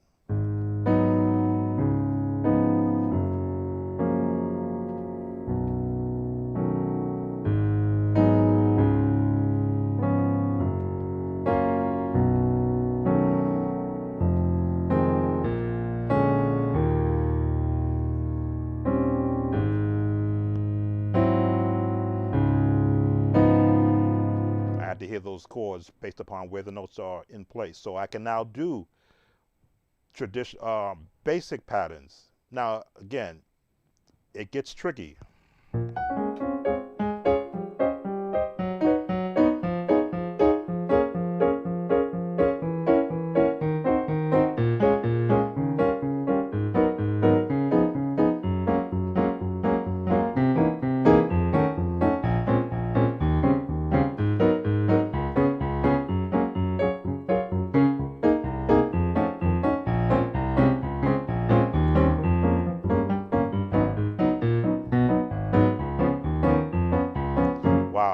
I haven't done these exercises in years. These are exercises I would do at 14 or 15 years old, because that's what I would hear in my head, and I want to be able to bounce.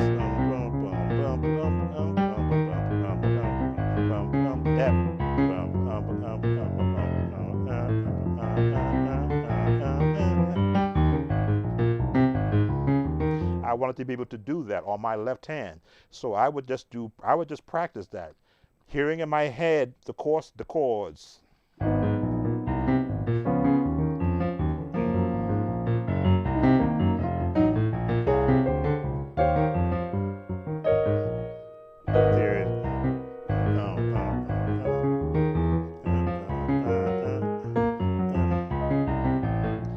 And no, it is not easy. It is not something that you can pick up right away, because now you're going to put the stress on your hand to bounce. Slow, and you can see it's fingers. It's not this, but it's.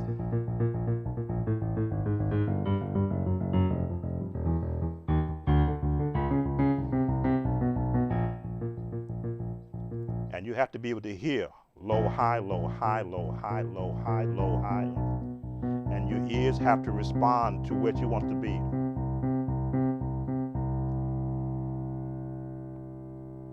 B, C.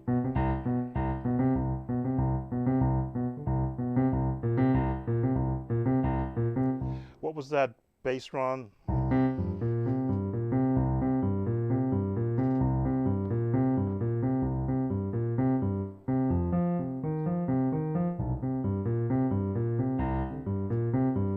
In time. And at that time, I didn't have a drum machine to practice to. It's just the rhythm in my head, which is why you can hear me set rhythm with my left hand.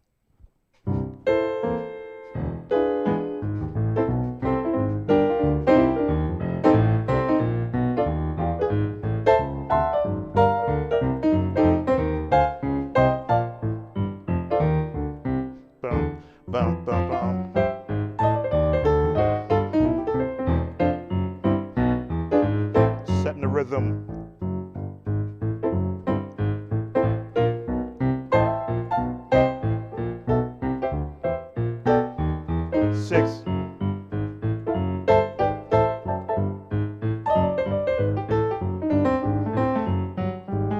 Mimic.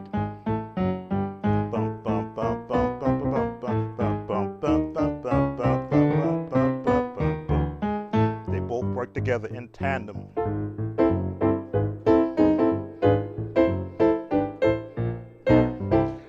So, as I said, it's not easy because you basically have to split your thinking in your head to deliberately um, to deliberately perform an operation. This is an operation,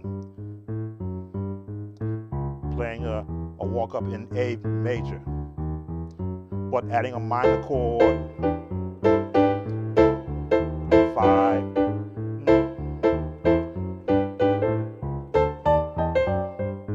major, minor, major, major.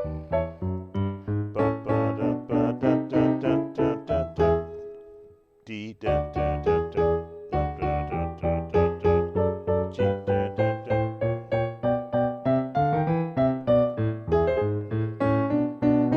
Just thinking, ba, ba, da, da, da, da, da, da, da, da.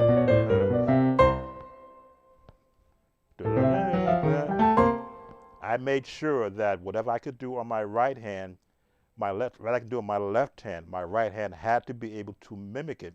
And this is just for instruction, so that if I ever decide to use it, the Melvin Crispell or the Melvin Crispell song, what is that song? Wonderful is your name. Woke me up this morning. Start doing.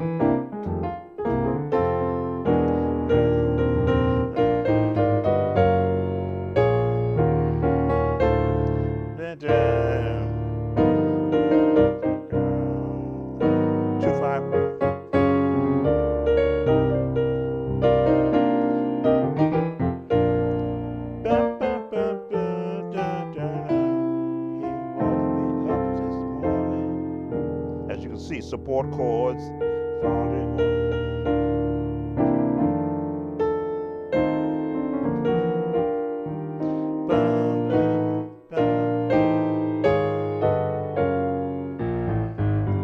I have to know that that's the path. And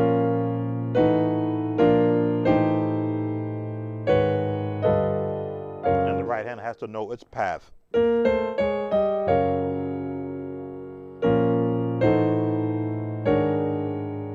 There it is. I'm changing the chords as I do because I know where the bass is going to go.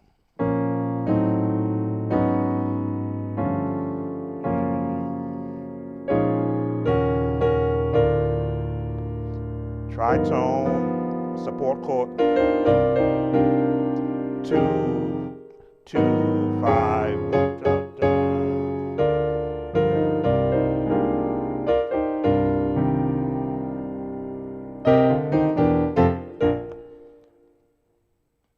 What's the theory behind all of this? It's music. As I say, there's no books that I've found that teach me how to apply how another musician interprets their chords. I guess if I had gone to a conservatory and learned the thought process between classical music, I could have an answer for you. Gospel music is how I heard it played, with never sitting with the musician who actually composed it, or the musicians on a production, a studio production, who actually rewrote it from the originator. So as I heard it, I tried to picture myself, well, if I was sitting in with those musicians, what are the chords they're playing so that I could match every note that they're doing. And you will find that on my viewer requests, I always say I want to give you 60 to 75% of the chords I'm hearing, because I want the viewer to now go back to the video that they gave me and put in the other chords that are there. It's nice to have a head start when you're learning a song, where I had none in my day. I found it, I wanted to give an advantage to musicians who came up or in the environment that I was in, which still exists, unfortunately. This was back in the 60s in the environment I was in, but it still exists today where your more skillful musicians refuse, I'll use the word refuse again, to show how what's going on in their head. When you see me play, I'm thinking every time I hit a note, I hear the wrong note and I'll change it the next time around. If I want to make sure that I have not missed any requests out there. If I'm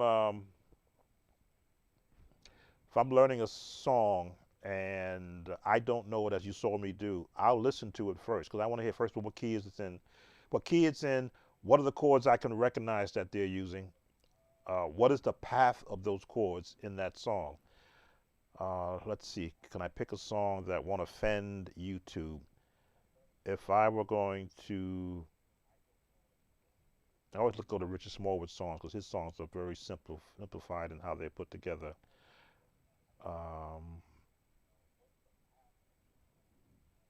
I'll go Trust Him, Richard Smallwood, because I got a copyright on it when I did the actual lesson.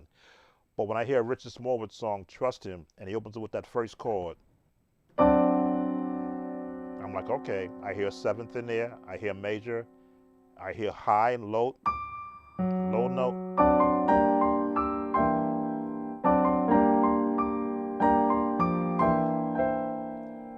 I'm hearing all those changes.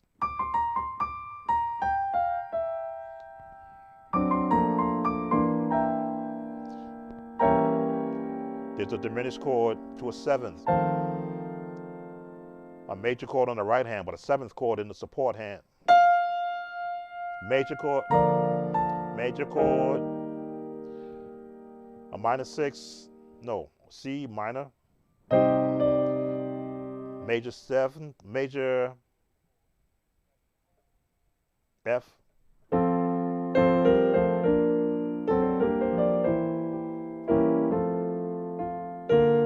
there it is. Then the scale, walking up.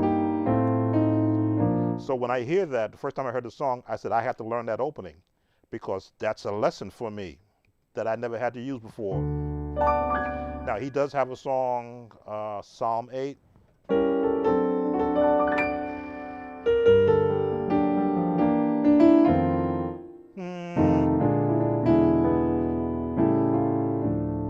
believe that's Psalm 8.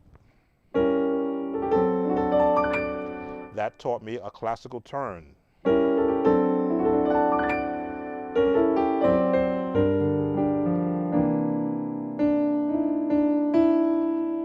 Seven, 2-5-1.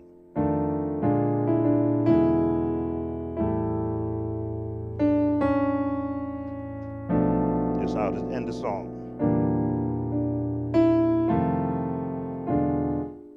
Seven.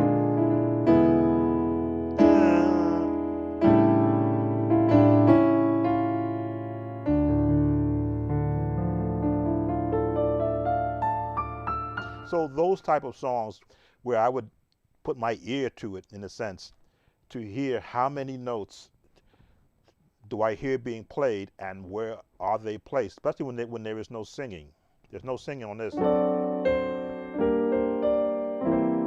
no singing, but he's playing basic chords.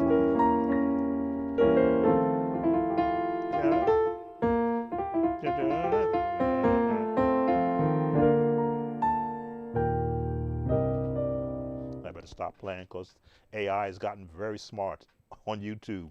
Change the key so I can throw the AI off. But I would hear how songs are being played, not just from the current day, but from the songs from the past. That's how I can hear. Because they were using those chords back in my day in the gospel songs. But they would do that and then walk up, walk up, no matter what key they were in. So if they changed the key and did that same pattern, I could recognize it. I don't have to learn that. Why? Because I know that pattern. It's just a matter now, what's the rest of the songs are doing? So they're doing jazz.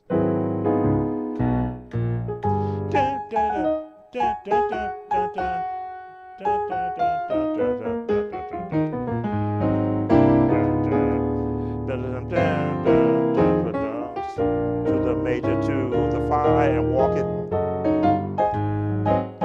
If you learn the Dr. Matty Moss Clark, I'm on my way up, I'm on my way to heaven, classic example.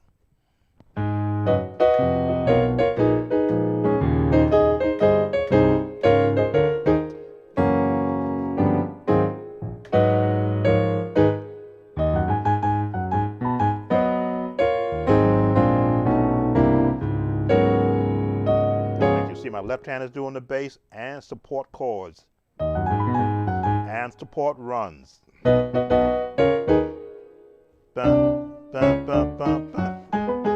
So all of these runs are ingrained in my head because I heard them in the song as it's being played. So I try to match what I've heard, and if I miss it, I'll go listen to it again and go, oh, I left out that turn, and I'll add it in so that when that song is called upon again to memory, I remember that, hey, this turn, this chord, this phrasing, this how they didn't hold the chord for 12 beats, they held it for 11 and a half beats, so let it go.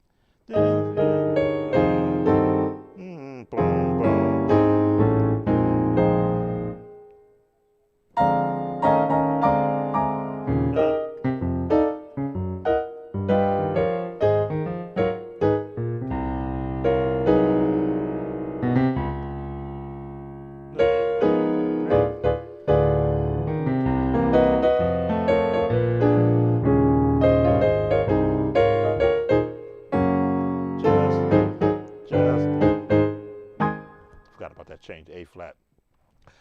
Learn as much music as you possibly can, because every time you learn something, you're adding to what you currently do know. When you want to, play an upbeat congregational song, please. I'm sorry, I missed that. Upbeat congregational song. Upbeat congregational song. I need my, let me switch over and pull in my and I'll end on this, my rhythm section for congregational.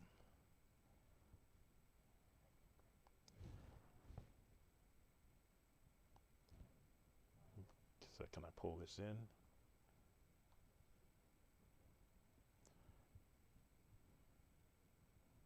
Congregational. Upbeat congregational song.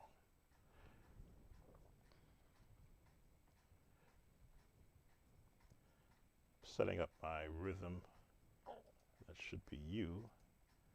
Oh, but you're not plugged in. That's why you're not playing. I have to attach my iPad, which has my rhythm section in it for congregational. Give me a second. Hopefully I don't lose this. There we go. Congregational song, huh? 118 beats per minute. What could be a good congregational song? There we go. Congregational song, huh? 118 beats per minute. Okay, had to delete something so you can get that back talk in there.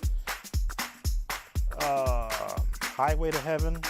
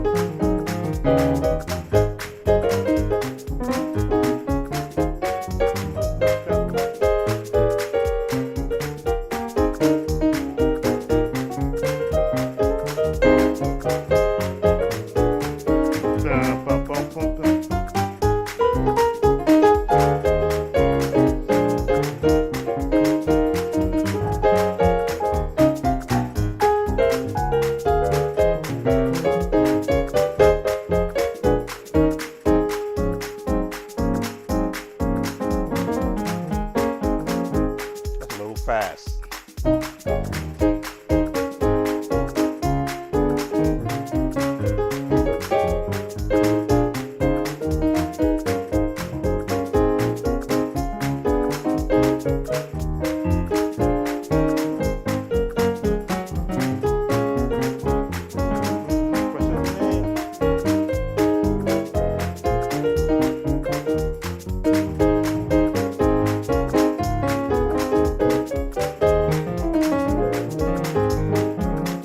Bit too fast for that song.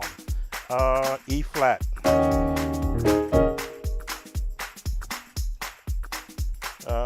Speed it up a little bit, and then I'm going to stop after this one. I'm running for my life.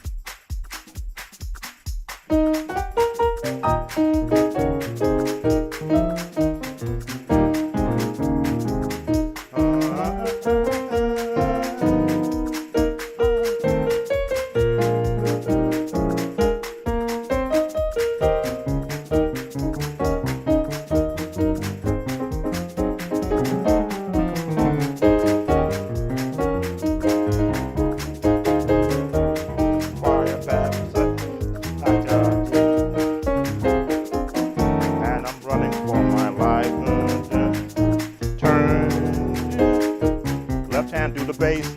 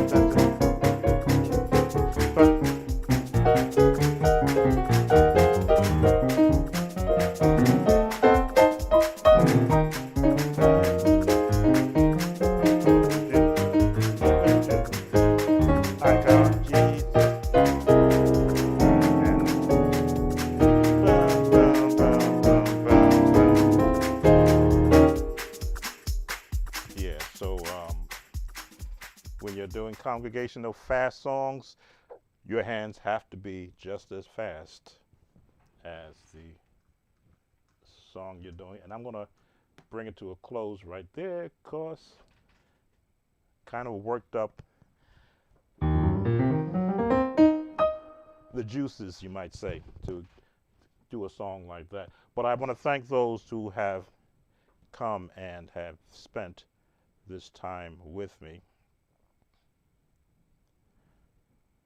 Let me just unplug.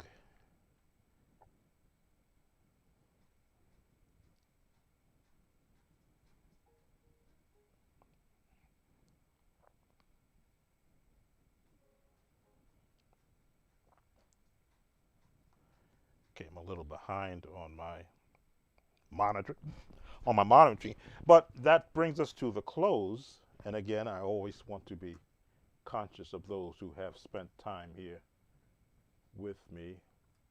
Let me reset all the videos that are monitoring this live session.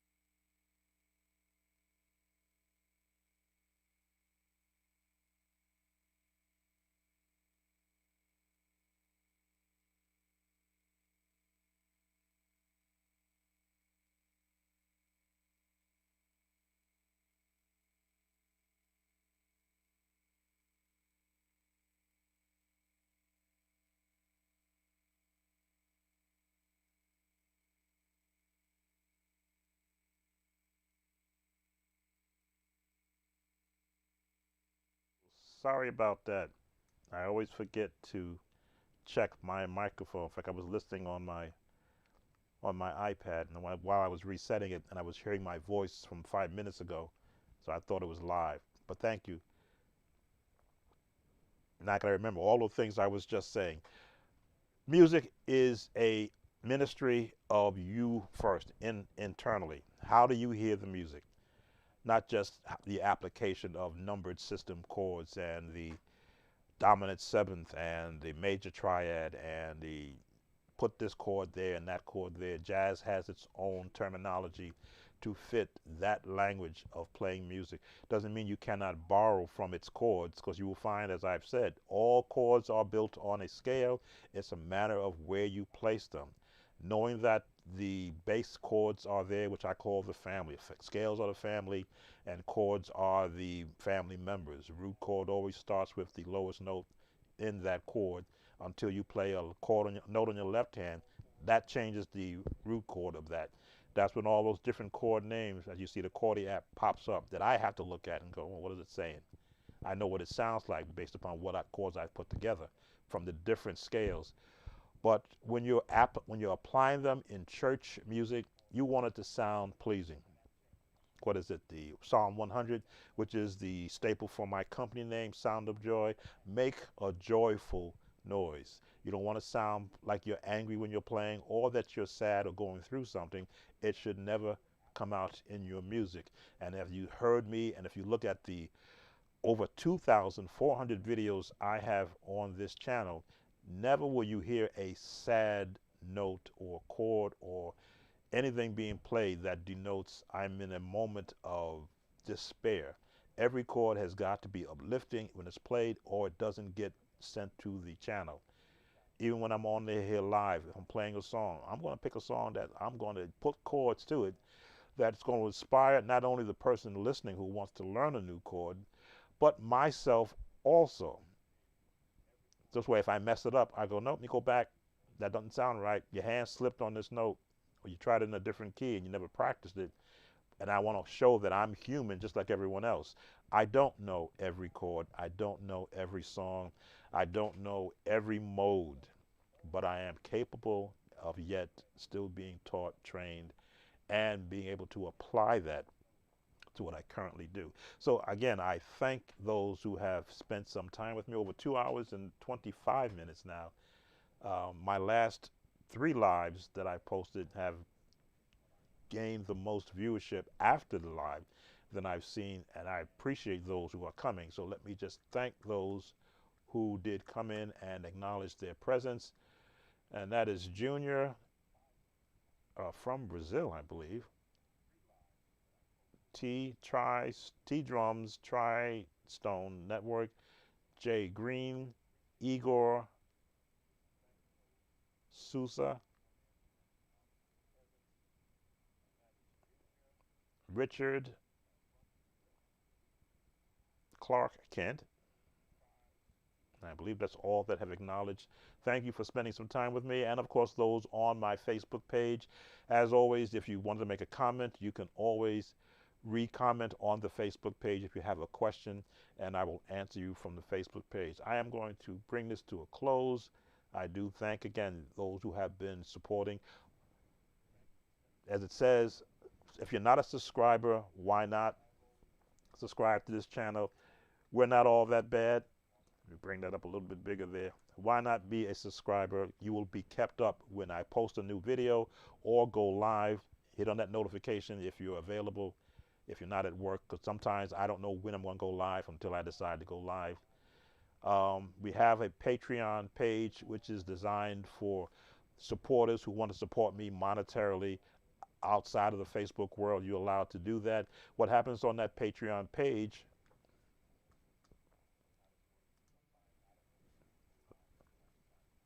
and I'll just change to this so that you can see the Patreon link.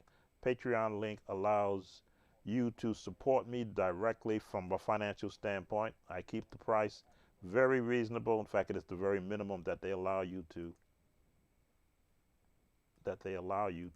ask for. There we go. Just changing my look here.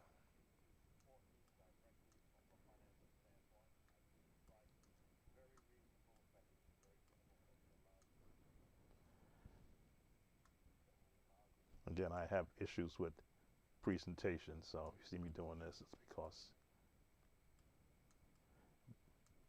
getting it from a different camera.